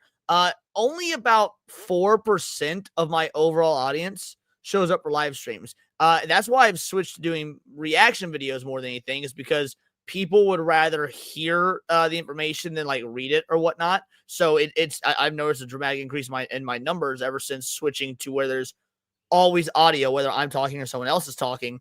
And it's due to what I assume could be people's laziness. You know, the people that only show up for the videos, they don't like the article format because that means reading. Yeah. Well, I mean, even you kind of said that once, right? In a sense, right? In a sense that you don't want to read the manga because you would rather, you know, be told the story, because you are doing other things while you're getting input. It's the same thing. Well, I get what you're saying. I don't do that. For me, it's the opposite. It's not laziness. It's I want to be moving around and doing stuff, and like, you can't, if you're reading, you effectively have to sit still. I want to be washing dishes, doing laundry. I want to be in constant motion, and I want my hands free. So I listen to audiobooks, for example, that way I can be doing things. So it's not laziness, but in general, I get what you're saying, and yes, I do agree. I wasn't calling you lazy. I was trying to. No, I know. This is the conversation was like people are lazy and whatnot. I was just clarifying. 100 or more games. So that's kind of not useful. Now, we actually try to solve this over on Loading Screen, which is our newsletter for members. You can check it out at the link below. And over there, every Monday, our members get curated weekly lists, which is all well and good, and it means a shitload to us, but it's obviously not an industry-wide solution, and that's why Valve is building something into their store. So, how is this any different to, say, you just scrolling the popular upcoming list? Well, remember, we're talking about Valve here. If they can't put an algorithm on it, why build it? So what they've done is Really, then Valve, tell us what algorithm was used for banning or refusing that horror game that we were just talking about. Sorry, I'm not exactly very happy with Valve right now, so this dude can talk about how great they are all he wants. I'm a little salty. they've personalized it, where every day the calendar refreshes with new data. It looks at games that you play a lot, then it finds games that similar people have wishlisted, and then it shows you those games. And just like the rest of the store, it filters out stuff that you don't want. That could be early access games, mature content, even ignored tags. You can do all of that to customize this calendar to actually be useful to you. And that means you can see anywhere from 10 to 500 games on one screen. And you can also filter it by tags. As an example, let's say you loved Hades 2, and you want to see all of the recent and upcoming roguelikes. Well, now they're in a visual date-based format, not just a list. Now, what is Steam hoping to achieve here? I think it's pretty simple. What they want is to surface new games that you don't know about. And along with that, they are cutting out the marketing middleman. Yeah, the marketing middleman. Let's talk about how it actually works, because we've got some specific figures from a recent successful game. One that was especially... I'm gonna be 100% honest. This does not sound like something I would use. Like, dude, when it comes to the games that I want to play or the games I'm searching out or whatnot, 9 times out of 10, I'm going word of mouth from my buddies or people are, they send me games, like, you guys give me games, whatnot, or I listen to what Cassie's playing, what Hypno's playing. Because time and money are both valuable. Mm-hmm. I don't have the time to sit and scroll through what's coming out in a fucking month when I've already got an extensive backlog of shit I could be playing right now. And then in 2 weeks, if a game comes out and Hypno plays, he goes, "Yo, Leon, this game is fucking awesome." All right, I trust him more than just looking at some images on a screen. No, that's true. successful on PC, and it's actually the publisher quote that I started off this video with. Here's the game. It's called Little Rocket Lab. Basically just think Factorio meets Stardew Valley. And the good news is, it did pretty well. The publisher, No More Robots, was happy. The developer, Teenage Astronauts, were also happy. Now, Mike Rose, who runs No More Robots, reported around 80,000 players within 3 days. And for the purposes of this video, our question is, well, how did those players even get there? And the answer is, shitloads of middlemen. Basically, No More Robots seems to be one of the good publishers out there. They very actively promote and support their developers. They don't just, fund them, see whatever works, and just demand a cut. So yes, they're a publisher. They are a form of middleman, but, they do actually help you navigate all the other middlemen. Here's where it gets interesting, you see. Mike Rose explained their reveal strategy for this game, and it's this. A wholesome direct that generated 8,000 wish lists. Very good start. It also helps that they had a Game Pass deal. This meant that the game could, quote, recoup all of its costs within a single week after launch. Now, if you don't have, say, a... All right, so what I just heard was you got marketing from, you got marketing that clearly worked from your direct showcase, plus you sold out to Microsoft. Okay. I'm not seeing anything special here thus far. Relationship No, with not Xbox, you're probably not going to be getting yourself that Game Pass deal. But getting back to the story, another factor is that the game was obviously really good. And part of the reason why is loads of publisher-backed play testing. So that's all great stuff, but it's actually not what Rose credits for the success of the game. And that's because one of the things they did was a first for the company, and it actually worked. And that thing was putting loads of money into adverts and influencers. I mean, fair to say that we maybe would have a horse in that race. Mr. Rose, you could take out an ad spot one of our videos if you really want to. But anyway, he says that they spent 50 grand total, and they did a big burst of spend around Steam Next Fest. And then they basically did a bigger burst in the weeks leading up to the launch. Then on launch day, they used ads to make sure that everybody saw the game. Now, okay, again, this is all shit that works if the product is good. By all accounts, this is a good game. I mean, he's talking about it like it's a good game. It's sold well. It has positive reviews. Why did the marketing for this work, but let's say the marketing for the Superman movie recently didn't? Because that wasn't a good movie. And everybody knew it. Yeah, marketing will only go so far. Marketing will take a good product far. It can take a bad product somewhere.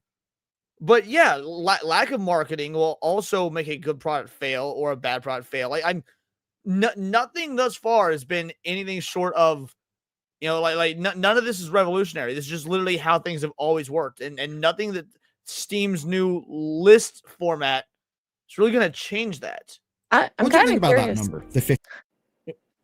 I'm kind of curious if also, like, during word of mouth, like you mentioned Superman, right? A lot of, I think even was it James Gunn or somebody who worked at WB was like, oh yeah, Superman is very woke, and No, that was no, hold on. Let me finish my example before I forget it. And then you Okay. had Silent Hill F, right? People were like, oh no, this is going to be woke because of feminism, right? I wonder if that's aside from Superman, I'm wondering if people are judging a game based on what people are saying via word of mouth, I don't know. I've been thinking about that this whole time. Well, no, we talked about this a little bit on both Nia and Guja's stream last night. Now, granted, we talked about it in regards to movies, but I don't imagine it works any different in terms of video games as well. There are going to be people that obviously are influenced by people saying things to that effect. I don't think that it is enough to make that much of a dent. I mean, let's say 5% of people don't buy it because some dipshit like Endymion says, "Oh, the game is woke." All right, so you missed out on 5% of sales, but I don't know that we have enough data to be like, were those 5% people going to buy it regardless? If they didn't hear it was woke, is there an effect? Is there a factor there? Yes. I don't know that it's a big enough one for it to actually matter. Fair enough. 50 grand. They paid the equivalent of like multiple yearly minimum wage salaries just to market the game. Not to make the game, just to market it. And this is probably why Mike Rose finished his post-mortem with this idea. Quote, having a great game is still half the battle, but if you don't have the money to pay for success, you'll likely have problems. And here's the darkest part with it. No more robots.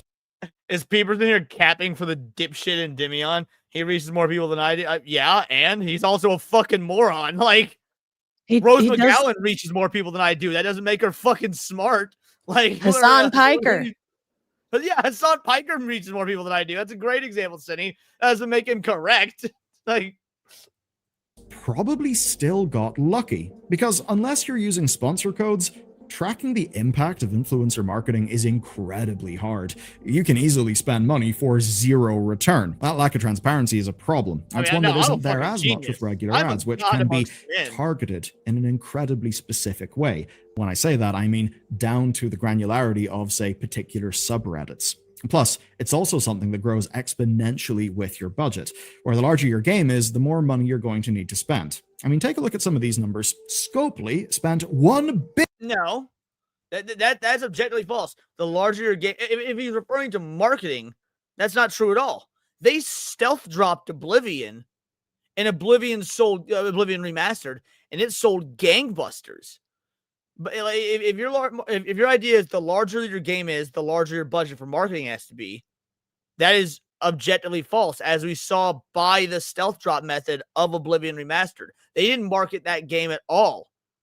It was rumored, and there were some leaks, but they didn't spend anything in marketing until it stealth dropped, and it just blew the fuck up because everyone's like, holy shit, Oblivion Remastered just came out today with no commercials or anything. So again, he's patently wrong here. $1 billion on Monopoly Go marketing. Billion, a casual bill. Cyberpunk 2077 spent $142 million, which is 2/3 of the development budget. And even back in 2009, Modern Warfare 2 had $150 million for marketing. The development? That was just $50 million. In an ideal world, what sure, they're they put saying $200 million into marketing isn't as important as it should be. And these people are very much overspending. Oh, I mean, there's that, or I think what he's more trying to say is that marketing, the way that it's being done, is an outdated model. But I disagree with that sentiment. It's not that the marketing model is outdated; it's the shit that's being marketed, it's stuff that people don't care about.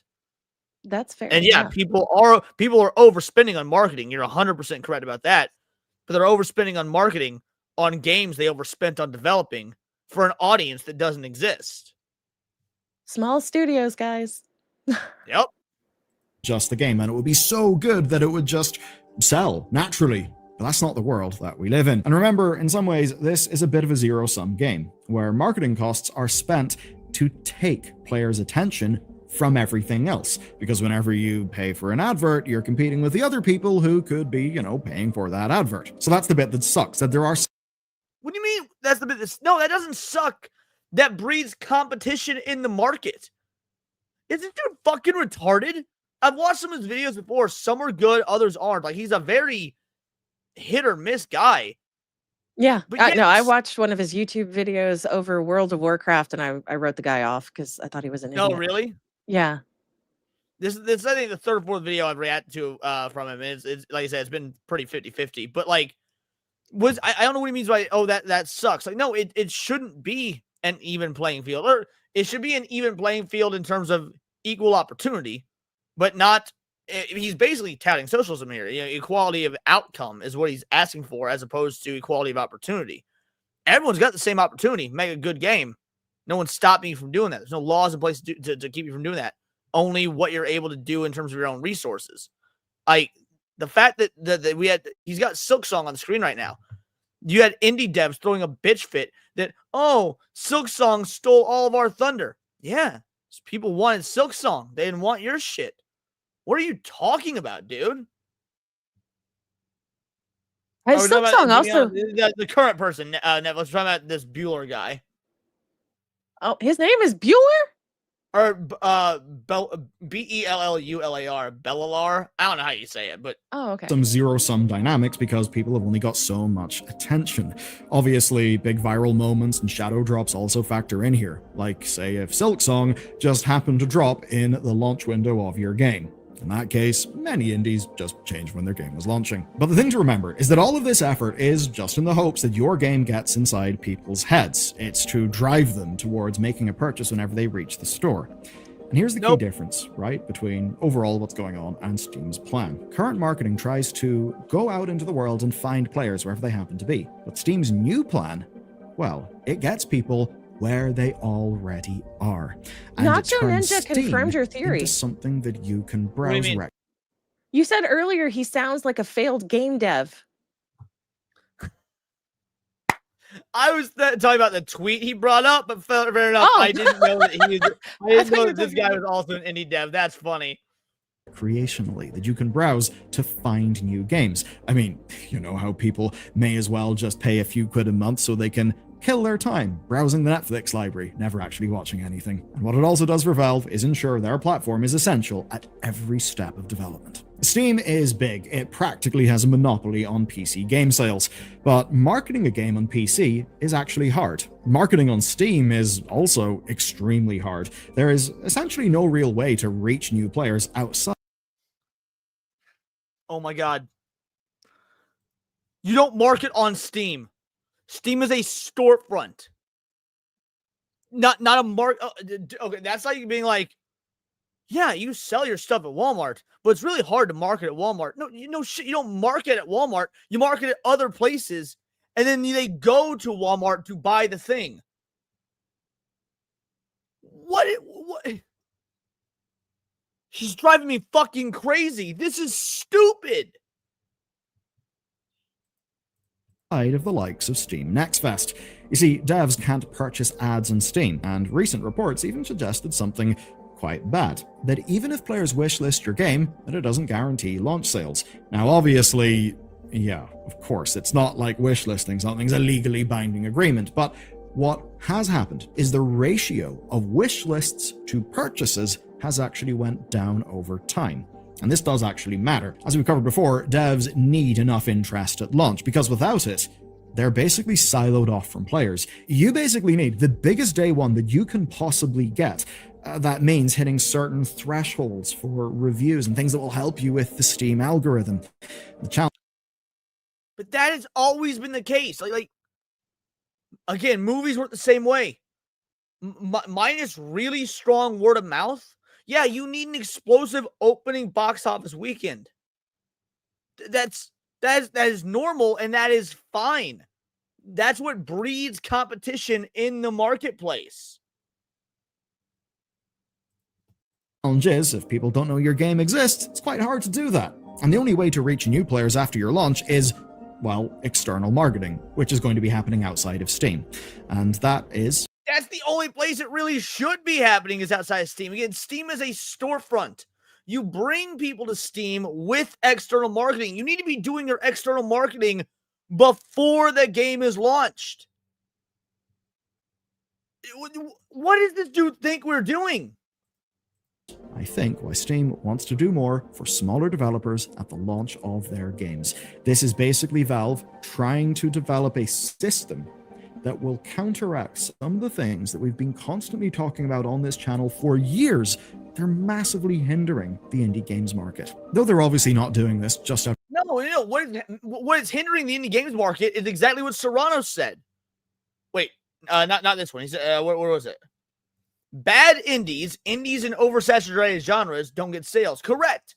Look, I love Metroidvanias. Everybody loves a good Metroidvania. But by God, that is an oversaturated fucking market. If you're making a Metroidvania game, it better be a really good goddamn game, and you better market the hell out of it, because Metroidvanias are fucking everywhere. Oh, We can never make another Metroidvania game in the entirety of human existence, and you will never run out of them motherfuckers. You got anything to add, Cindy? No, I think I missed a little bit of that. So I don't know. Don't worry, that's fine. of the goodness of their heart. They do have their 30% cut, and developers can get far better cuts on other storefronts. But what I would say is that if they're building systems like this, and they are doing things that help your game get discovered, that actually get you more sales, then that is Valve earning their 30% cut. So this is good news, but it's not perfect. There are still some obvious problems that could hurt devs. Like, to get into the system, players need to add games to their wish list. And that would mean the developers still will be needing showcases and marketing to get started. And obviously, Steam's algorithms are not perfect. Right now, Steam faces criticism for some of its basic recommendations. They do things like suggest other games in the same franchises. So sure, if you like roguelikes, you'll get more roguelikes. That's fine. That makes perfect sense. You suggest games within the same franchise. Yeah, look. If someone's never played a Resident Evil game and they buy Resident Evil 2 Remake, yes, you're going to want to advertise Resident Evil 3 and 4 and whatnot, because if they liked Resident Evil 2 Remake, odds are they will buy 2, or they'll buy 3, and they'll buy 4. Like, duh, you will advertise games in the same franchise. Why is he saying that like that's a bad thing? That makes perfect sense from an advertising standpoint. I have a question. Do they also advertise by gifts given? Like, say you mentioned earlier you get a lot of hentai games, right? So does that mean Steam is going to advertise more hentai games? No, Steam won't start recommending things until you spent X amount of time playing the game. Okay. So even though I received the game, if I don't actively play it and the algorithm doesn't pick up on the time I've spent on it, whatnot, it's not going to recommend you that stuff, because it's not going to, it's not going to spend the money. I mean, because at the end of the day, there's still a cost to the infrastructure. It's not going to spend the money to recommend shit that you're not going to buy, or that has no proof that you're going to buy, because that's just a waste of resources. But if I was to play several of those hentai games that were sent to me, then it would start recommending them to me. I get recommended mostly horror games and platformer games, because that's the majority of what I play on Steam. Okay, fair enough. That actually can be self-reinforcing in a way that's a little bit tricky, because, well, it doesn't really allow for novelty that much, does it? Like, what happens if you just get railroaded into your existing habits? It could make it harder for you to know about other games that you very well may enjoy. So as much as the algorithmic is good, we also do need some more of the subjective. And you could argue the curator system exists to fix that. But we all know the curator system is basically worthless. But at the very least, this is another tool in the belts of developers, which does actually mean, well, there's yet another. Seen and heard for a 5 banger says, curse you, Balooler, for subliminally make me play whatever this acronym and or initialism is. Shout out and thank you, dude. Absolutely appreciated. And a friendly reminder, fuck you, Leon. Steam system for developers to understand, and it does increase Steam's importance as a platform. It does further us being quite locked into Steam. That's something that I do think represents a little bit of systemic risk. It's just we're so goddamn lucky that compared to so many of the other companies out there, Valve are pretty much one of the good ones. And, well, they may not be in some people's good books if they, thought that investing in CSGO skins was better than investing in regulated securitized assets. But maybe that's a story for another video. Point, though, is Valve does not want you going anywhere else to buy games. That's why they want to make Steam the best I'll wait. thing that they possibly can. Hear him out. That's good. And look, the Ubisoft app, EA's Origin app, all of those things, they get very annoying, and it was fun to look at all the companies come crawling back to Steam, because Steam, it's our platform. Valve are our guys. But as much as that does... You're British. What do you mean good, our? If we want to think about the long-term health of the games industry on PC, we should be thinking about how realistically Valve could be competed against. And that is why I'd love you to leave in the comments, what bits of Steam piss you off? What do you think another company... I'll tell you what pisses me off. What pisses me off is when Steam arbitrarily decides to ban or keep certain games from coming out due to arbitrary rules such as sexual content, when it doesn't seem, at least by the words of the developers, where any seems to exist. That's what I don't like about Steam. I don't like how Steam bows and kowtows to the payment processors. Yeah. Well, I mean, I understand the why of it, because they would get hit monetarily. I'm not saying I agree. I'm saying I understand. No, I know. I make the same argument. I get why, but he said just what are things you don't like. That's something I don't like. Yeah, I really do hate that. I really wish these payment processors would fucking quit. Let's finish this out. Company, or maybe even Valve themselves, could do better. Ultimately then, today's story is about buying new games, and Valve's calendar choice is quite telling here, where it's all about new games from this month, games from this week, upcoming games that are tailored to your interests. It's less about hidden gems or old games, and for good reason. Like you guys have been telling us all year, you don't know about new games whenever they come out, and that means you're not even getting the chance to buy them. They're just getting absorbed into the background radiation of Steam. And that serves nobody, not even Valve. Developers don't get enough sales to survive. They can't work on their next project. Guess what that means? There's no new game to be published on Steam. And you may even miss a piece of art that could define this year of your life because it's... If it's not going to define, like, it's not going to be a defining game if it's not good enough to crack your eyesight. Like, that good. So, are there flaws of the system? Yeah, there are a few, but I think it's absolutely worth it. This is brilliant. I hope Valve does more. Actually, GG, more of this shit. Do let us know in the comments how you think Steam could be made better. And speaking of a company trying to make something better, no, that was retarded. That video was fucking stupid. What are we doing? Oh, we want to make sure that everybody has the equal, like, no, shut the fuck up. Market your game. You go for it. How is that weaponizing? That's a good question. Like the video was titled "Steam is weaponizing," or that Valve is weaponizing your Steam library. It really wasn't. Like that was also, you're right. That was a horrible fucking title for the video. Yeah. Like I thought it would have to do with data collection or some sort of censorship or something to that effect, but no, it didn't even have that. So yeah, oh my goodness, that was retarded. The only thing that would help the hidden gems would be culling the no effort devs from uploading games. Yes, agreed. 100% agree with that sentiment. Have somebody actually play the game before they upload it. Even a little bit of it. Rip for a second. I have to sneeze.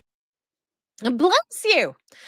But yeah, no, I just feel like Steam should play at least a little bit of the game to be able to dictate whether or not this should pass. The idea, I wish, but the idea that they, because I bet there's thousands of games uploaded to Steam per day, at least per week. I don't think they could have anybody do that.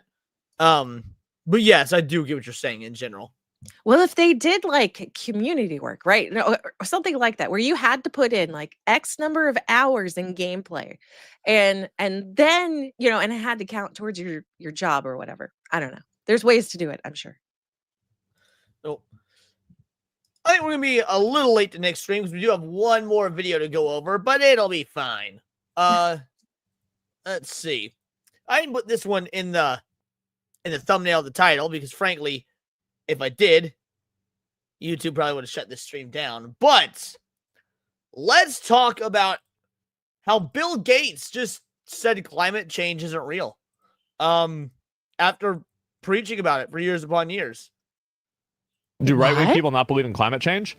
Well, you know who else doesn't believe in climate change recently?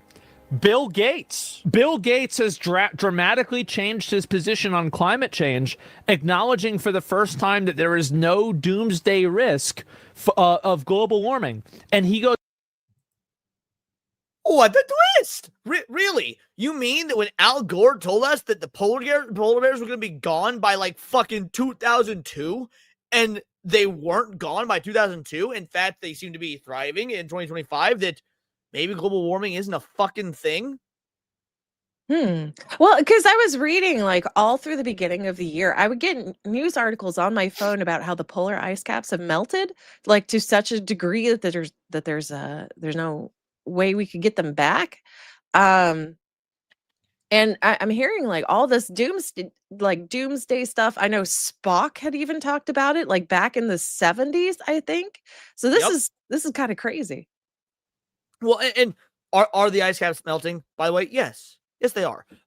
Why? Because Earth goes through these geological cycles every tens of thousands, if not hundreds of thousands of years. We're not particularly in a good cycle right now. There is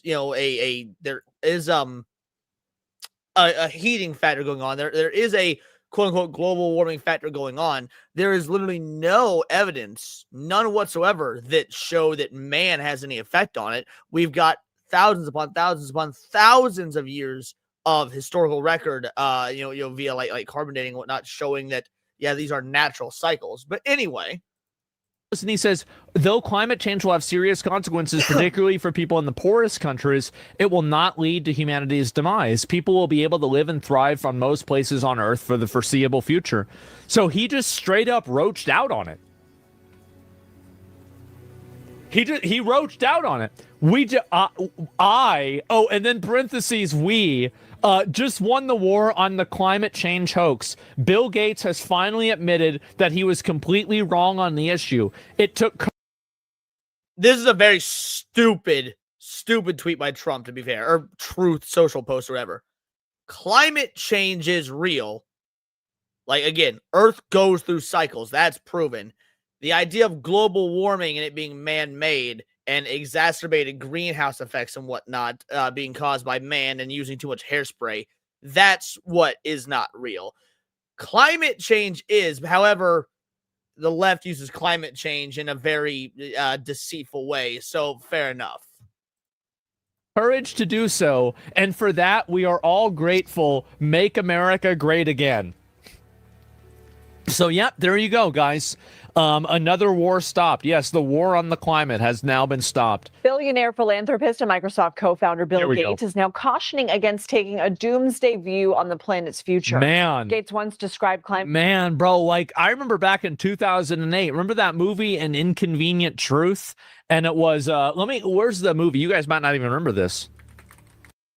Like I said, Al Gore. An Inconvenient Truth is one of the, dude, Inconvenient Truth got more predictions wrong than goddamn John Teeter. Who? 2006. Okay. Wait, you don't know John Teeter? Huh. Famous internet time traveler? No. So 1999 happens, right?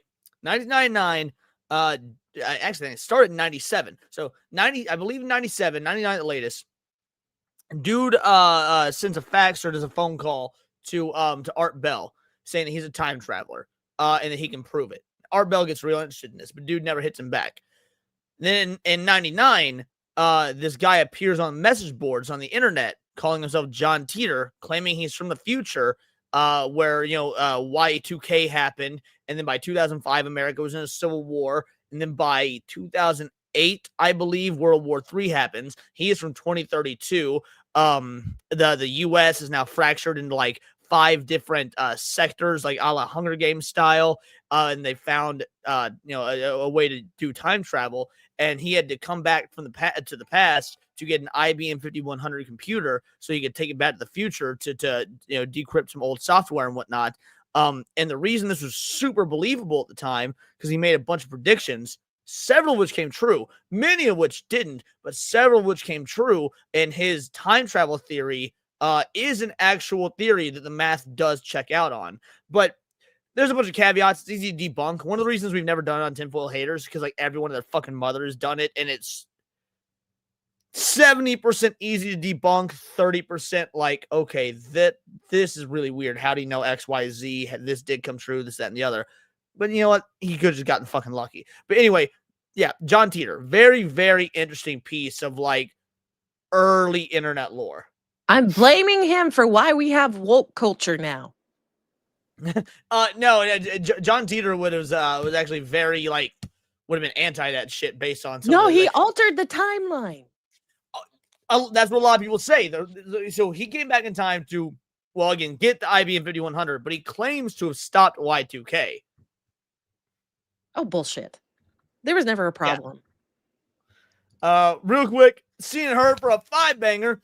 The day I trust Microsoft taking a stance, the day they stop effing about with Azure's backend. I wish I knew what that meant. I'm sorry. I truly am. But thank you very much for the 5-banger. Let's go ahead and give you a clip. It's broken. Can you understand what he's saying? I'm not a protocol droid. I'm pretty sure that beep is down. I sense Count Dooku is above us. Oh, yes, you're right. Beep is up, I think. All right, let's keep going. Thank you much, Stan Herd. Yeah, so I was still in high school at the time. And so remember this? Al Gore. Yeah, remember him? Long time ago, huh? And so anyway, this is the trailer of this movie, right? Let's go back and watch the trailer of An Inconvenient Truth from 2006, okay? Here we go. Cinema.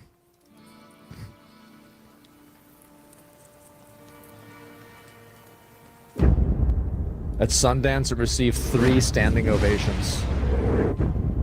It will shake you to your core.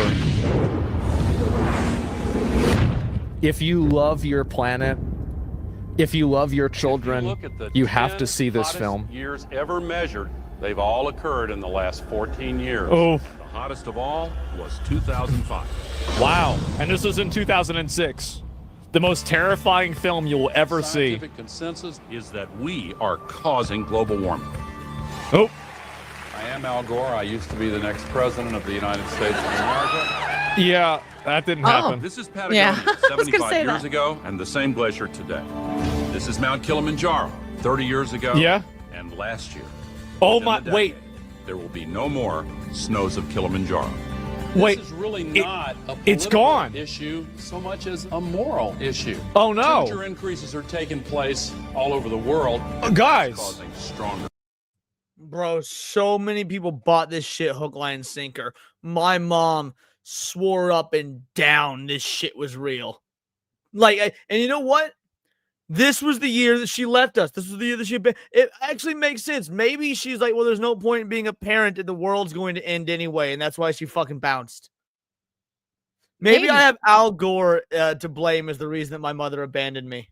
Fuck Al Gore. Guys, does anybody know about this? This is the biggest crisis Oh in my. the history of this country. This is Hurricane Katrina. Early this morning, We don't talk about that on this stream. into New Orleans. The OGs remember why. Did we betray the planet? Is it possible that we should prepare against other threats besides terrorists? From Paramount Classics comes a film that has shocked audiences everywhere they've seen it. The Arctic is experiencing faster Look at this, see? melting. If this No were more to go, penguins. Sea level worldwide. They're would all go up going to 20 die. feet. This is what would happen. Florida. I feel like if they focus more on terrorism instead of global warming, we'd be in a better place. I feel like penguin is an untapped market, dude. I would eat penguin. The fuck for? I don't know. I just got a vibe like that penguin would taste real goddamn good. And I thought you were a bird lover. I am a bird lover, but like they swim instead of fly. Are they really birds? I eat chicken and turkey. Those are birds. And chicken doesn't fly. I'm pretty sure chickens could fly in nature, can't they? They just can't fly like the like factory farm chickens and whatnot that we like mass produced, that we bred into existence. Is that a pun? No.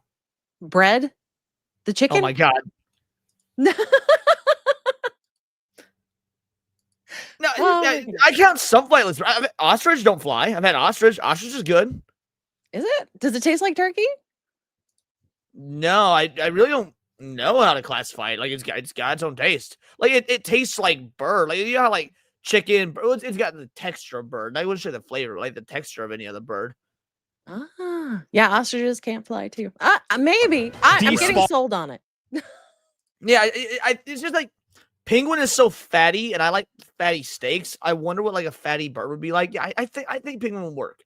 Shanghai, home to 40 Gone. million people. Shanghai, The area around no more Calcutta, China. 60 million. No more Here's India. Manhattan. The World Trade Center Memorial would be underwater. No more New Think York. of the impact of a couple 100,000 refugees. Gone. And then imagine 100 million. Wait. Hold on. 1,000 Trade Center Memorial would be underwater. No more New Think York. Of the impact of a couple 100,000 refugees. Gone. And then He said, think of the impact of a couple 100,000 refugees. Homie, under the Biden administration, we had 11 million of them motherfuckers, and we're still trying to throw their asses out.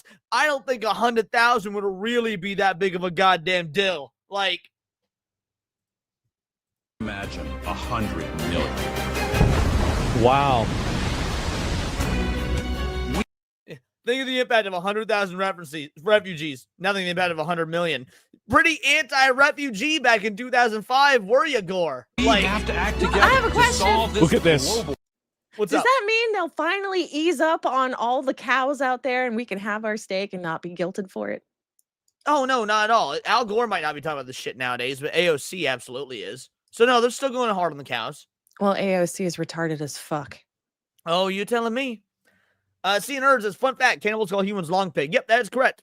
That is correct. I've known that for, I think I learned about the term long pig in like 2008. Thanks, Bill, bud. Truly appreciated. It's a global. Nothing is scarier. Nothing is scarier, guys, than the truth. Ability to live. Bro, what we got going down with gender identity is scarier than this shit. Like, dude, the real inconvenient truth is when you tell goddamn fucking, like, all these people that are furries and shit, like, no, you're not a bird. You're not a cow. You're not a wolf. The inconvenient truth is that other kin don't exist. Because they don't. AOC is a Tylenol baby. I don't know what that. I think I might be a Tylenol baby. I don't like being lumped in with her. Is what is at stake. An inconvenient truth. This is about how everybody needs to be gay. Oh, What a great time to pause. I know. Everyone needs to be gay. Like, anyway, I love how, like, this is this massive end of the world movie. And it's like an inconvenient truth. You know, it's inconvenient. I think it's, you don't want to hear it. It's inconvenient. Like, you got movies like what was Armageddon? And on the other end of the spectrum, an inconvenient truth. Eat bugs, pay all of their money to a international UN conglomerate, and live inside of a pod. And did I say be gay? Yeah, eat roach milk. Yeah, exactly. And that's the way it is. Everybody, trans for everybody, right? And so anyway, so this was in 2006. Keep in mind, 2006 was 19 years ago. Bill Gates was a huge advocate of this. And now he's like, shit. I mean, by the way, the guy that was talking, Al Gore, his wife was the one that spearheaded all the anti-video game rhetoric in the 90s after Columbine. Wait, what? The guy that was talking, the one that made that movie that was like, think of 100,000 refugees, like that old motherfucker with the gray hair. Yeah. His wife was the one that spearheaded the anti-video game movement after Columbine. Oh my gosh. Yeah. I didn't know that. Yeah, they're both fucking assholes. Well, you look at it in this way. Climate change is the most urgent challenge humanity has ever faced. In a new essay, he's raising alarm about the immediate impacts of poverty in a warming world. In an interview with CBS News' Nora O'Donnell in 2021, he warned about what will happen if emissions are not reduced. The death toll would be even worse near the equator. This is the 2021. I'm saying they should have focused on terrorism. Unrest, would be global in nature. And sadly, you couldn't just invent a vaccine, so you've got to start work now. Wait, how could you make a vaccine for climate change? I think that you would have had to taken 10 vaccines to even understand this. Maybe 20 vaccines to understand what he's talking about right now. What? Avoid those terrible consequences much later. CBS News National Environmental Correspondent. Yo, shout out. Thank you so much for becoming a member, Melodic Method.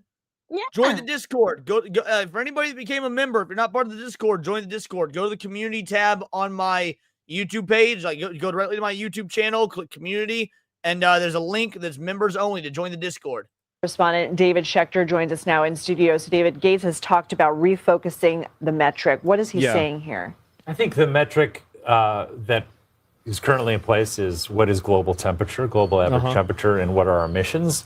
And what he is shifting to is, without saying, he still says climate change is a very serious problem. The shift is to I believe what he's saying is saving lives in developing countries, improving health outcomes in developing I think that the entire initiative that was pushed by a lot of these very big companies to, and by the way, I'm a climate change believer. I think that humans can affect the climate to a degree. Can we melt the glaciers and then cause the whole world to go underwater and kill everybody? I mean, I don't know if we can do that, but I think that we can probably move the needle. I do. I think human beings can move the needle. I don't think that's an unfair assessment. I don't think it's impossible to believe we can, but if the effect we have is 2%, I don't think that fucking matters. Like, the idea, dude, do you know how many goddamn ice ages we've had and how many great floods and whatnot? Like, the Younger Dryas was 11,000 years ago. Yeah, I don't think our 2% is fucking matters in the grand scheme of things.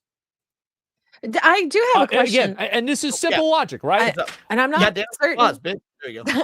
I'm not certain if anybody really has the answer for it, but that whole China thing where they built like this massive dam and then they shifted how much water was like in an area. I heard somebody was saying like it tilted the axis a little bit.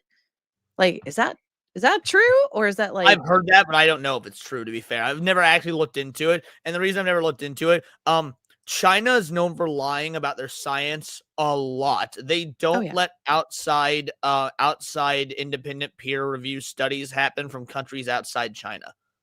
Well, so that's whenever, why I asked. Yeah, no, So I don't know if there's any truth to it. Whenever China says we did a thing, their source is always "trust me, bro." That's fair. That's fair. Oh, you light a cigarette in the house smells like a fucking cigarette. You're walking around, you ever smell barbecue? Okay. Well, you've got polluted cities. All right. Well, that's not necessarily true, Melissa. That's not true.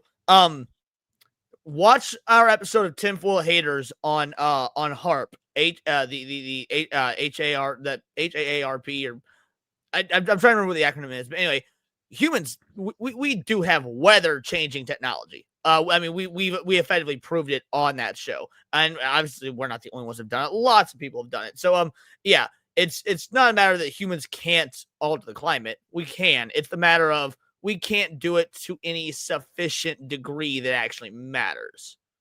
Like that's the difference there. To say it's impossible that it can't happen, that is just objectively false. But yeah, do we do it in any meaningful way? No, there's no science to back that up. But we can control the weather. That part is proven. We can control the weather. Well, the government can control the weather. The government control the weather. That's different. Theoretically, there is a theoretical number of cigarettes that you could light that would pollute the whole world.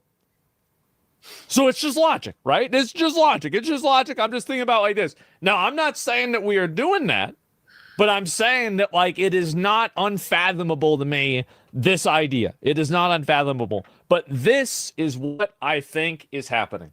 Catch you later, Scene. I think Night, that these climate change things and the increases in costs and energy and other types of regulations for tech companies were being pushed by a lot of these really big tech companies to pull the ladder up from other smaller tech companies over the last 15 years to prevent them from getting a foothold, and so they could control regulatory, different measures and have regulatory capture to pull the ladder up and prevent other companies from succeeding in the same way that they are. And now that it's working against them because of the massive energy requirements of AI development, now they're shifting their point of view and, well, actually climate change isn't that important anymore.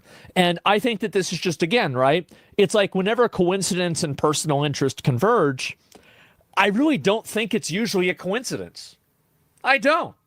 I think it's a little bit fishy, isn't it? Well, there's a very easy way to figure out if it's a coincidence or not. Do you want to know the easy way to figure out if it's a coincidence or not, Cindy? How's that? Follow the money. Oh my gosh, yeah. Yeah, it's a very easy answer. If somebody says, hey, the climate is changing, and you go, is it now? Yeah, there's all these studies to prove it. You take a look at who did the studies, and you take a look at who funded the studies, and you take a look at what devices this company makes, and oftentimes they all lead back to the dude who says the climate's changing. Huh. It's kind of crazy how that works.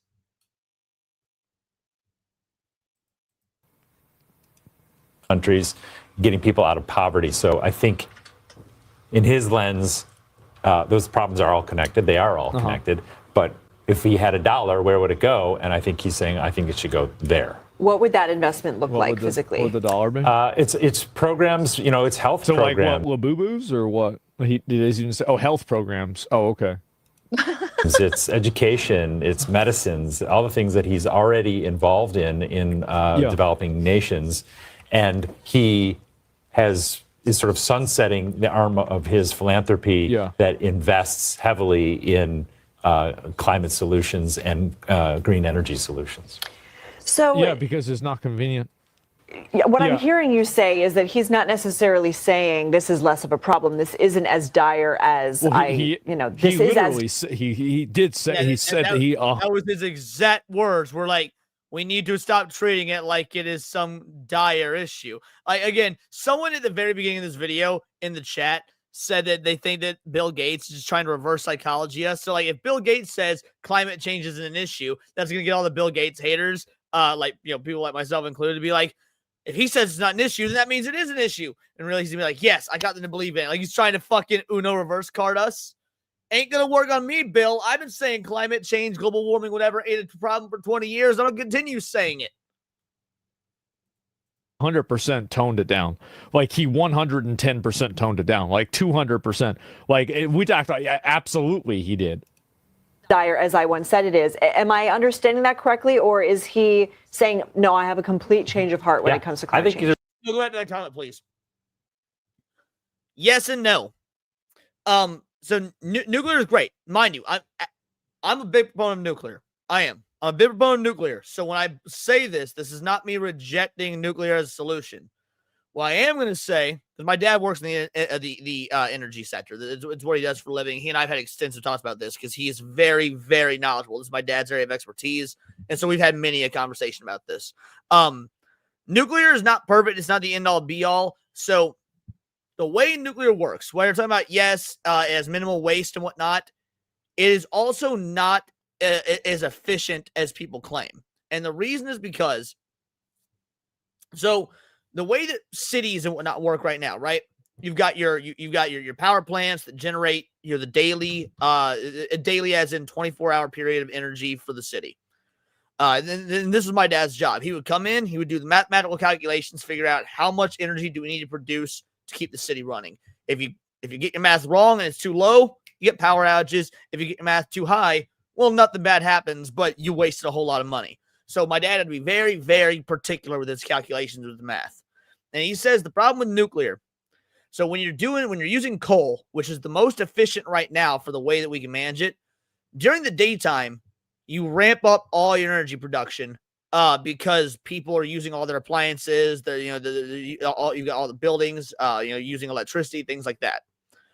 At night, you tone down how much energy you're using because all the office buildings are closed. They don't have their lights on. They're not running their computers. Regular everyday households aren't running the refrigerators, whatnot. So at night, you ramp down how much energy is being produced by these power plants. So coal fluctuates very well. You can move the energy production up and down at a whim. You can't do that with nuclear. Once you turn it on, it hits max and it stays at max. You cannot efficiently turn down the energy output of nuclear power. It stays at max from the jump. So until we have a way to fluctuate nuclear, it actually would not be cost efficient or energy efficient. So yes, in terms of what you're saying about minimal waste, that is true. But waste isn't the only issue. So just to give you the ins and the outs of it. Again, I'm a nuclear guy. I want to see nuclear work, but we're actually not quite there yet. Now, what we should be doing is investing in nuclear so that we can get there. Cleaner doesn't matter if it's incredibly expensive. That's the thing. Doesn't matter how clean something is if it's not cost efficient to run it. You're right on. It's nuanced what he's saying, but I don't think he's changed his position at all on climate change. This is a threat. What? It's very serious, what the particularly fuck is he for poor talking nations about? And poor people who is this guy? Have less resources to overcome and protect and what are we talking? Mitigate. Didn't you read what he said? Adapt. What he's saying is, let's spend less money mitigation, trying to solve problems in the future. Let's spend more money on adaptation now to save lives today. But critics are saying, that focus is good. You should save lives, but if you take your eye off the future, the very people that you're trying to help today will have it much worse in the future because this might be the worst video I've ever seen in my entire life. Anyway, so basically he roached out on it. It's pretty fucking obvious. Bill Gates pivots on climate change. There it is again. It's pretty fucking obvious. Oh, here we go again. Climate change will make entire ecosystems. Why does he sound like he got tadpoles swimming in his fucking throat? And I don't mean like, that's not a euphemism for cum. I mean literal tadpoles. I never thought of that as a euphemism. Oh my goodness. Well, I mean, think about it, because like sperm cells, they look like little like tadpoles and whatnot. But like, no, he literally sounds like he's got like little amphibians swimming around in his esophagus. I don't know. I hate his fucking voice. I don't know. To me, it sounded like he's gonna get beat up after this and bullied after this interview. Kidding, this bitch got beat up and bullied all throughout goddamn high school. That's why he had to go on to become the richest man in the world, so that he could prove that he wasn't just the little guy that got pushed around. The dude's such a fucking queer. I hate him. Certainly, climate change will make entire ecosystems die off. It'll make parts of the world impossible to live in. And so this is in 2020. The actual economic and death toll from climate change will be much, much, much greater than what we have with this pandemic. But he's changing his tune now. He's actually rejecting the doomsday narrative in a new memo saying, quote, although climate change will have serious consequences, particularly for people in the poorest countries, it will not lead to humanity's demise. People will be able to live and thrive in most places on Earth for the foreseeable future. Certainly climate change. Yeah, that's not what he was saying before, bro. Like, that's it. And he hasn't changed his tune at all. I mean, I think, honestly, if you think that they were not pushing climate change alarmism and climate change like radicalism and people being hyper worried about this, I think that you're being delusional. I do. I think you're being delusional. I think it's very obvious that this is. Yeah, it was literally a fire sale. It was them creating a problem so they could sell the solution, which people were saying earlier. That's what climate change alarmism was. Climate change alarmism was literally nothing but a way to sell products and, more than anything, instill fear in you. That way they can control you, because people are so much easier to control when they're afraid. Yeah. Is being pushed really, really heavy. And I do think that it's not a coincidence that once all these tech companies now need a ton of energy in order to run their AI machines so you can generate more cat girls with big boobs, then, big surprise, climate change isn't that big of a deal. I don't know, guys. It just seems a little bit too convenient for me. It may be a little bit too inconvenient, right? And I don't know. That's just what I'm saying, okay? I don't know, but anytime I see something like this happen, I just don't believe it, bro. I do not fucking believe it. What a good way to end the show. Making fun of climate change, making fun of Bill Gates, watching our Roach King. That was awesome. That being said, the Plot Strikes Back started streaming about 15 minutes ago, and me and Cindy are both supposed to be on that stream. So let's set up the raid and let's head on over. Let's get out of here. While I set up the raid, Cinevere, tell the people who you are, what you do, what you got coming up, the whole nine. Well, hey guys, I'm Cinevere. I will be on Nick's stream, as Leon said, and I will have my Midnight Sin later on tonight at 11:50. And tomorrow I'll be back for Tinfoil Haters, as well as another Midnight Sin. I'll have Zach's on Wednesday and Saturday, as well as BMO on Wednesday, and that's it. You'll love to see it. As for me, videos every day, streams every day. Tomorrow is, of course, like you said, Tinfoil Haters. Tomorrow we're actually celebrating the 1-year anniversary of Tinfoil Haters. Really, the 1-year anniversary was October 8th, but we wanted to do our month-long Halloween celebration. So we're doing our 1-year anniversary of Tinfoil Haters tomorrow, 7 o'clock p.m. Central Standard Time. Videos every day. If you haven't checked out today's video was me reacting to the time Nintendo sued an eThought because they used Pokemon in their OnlyFans enterprise.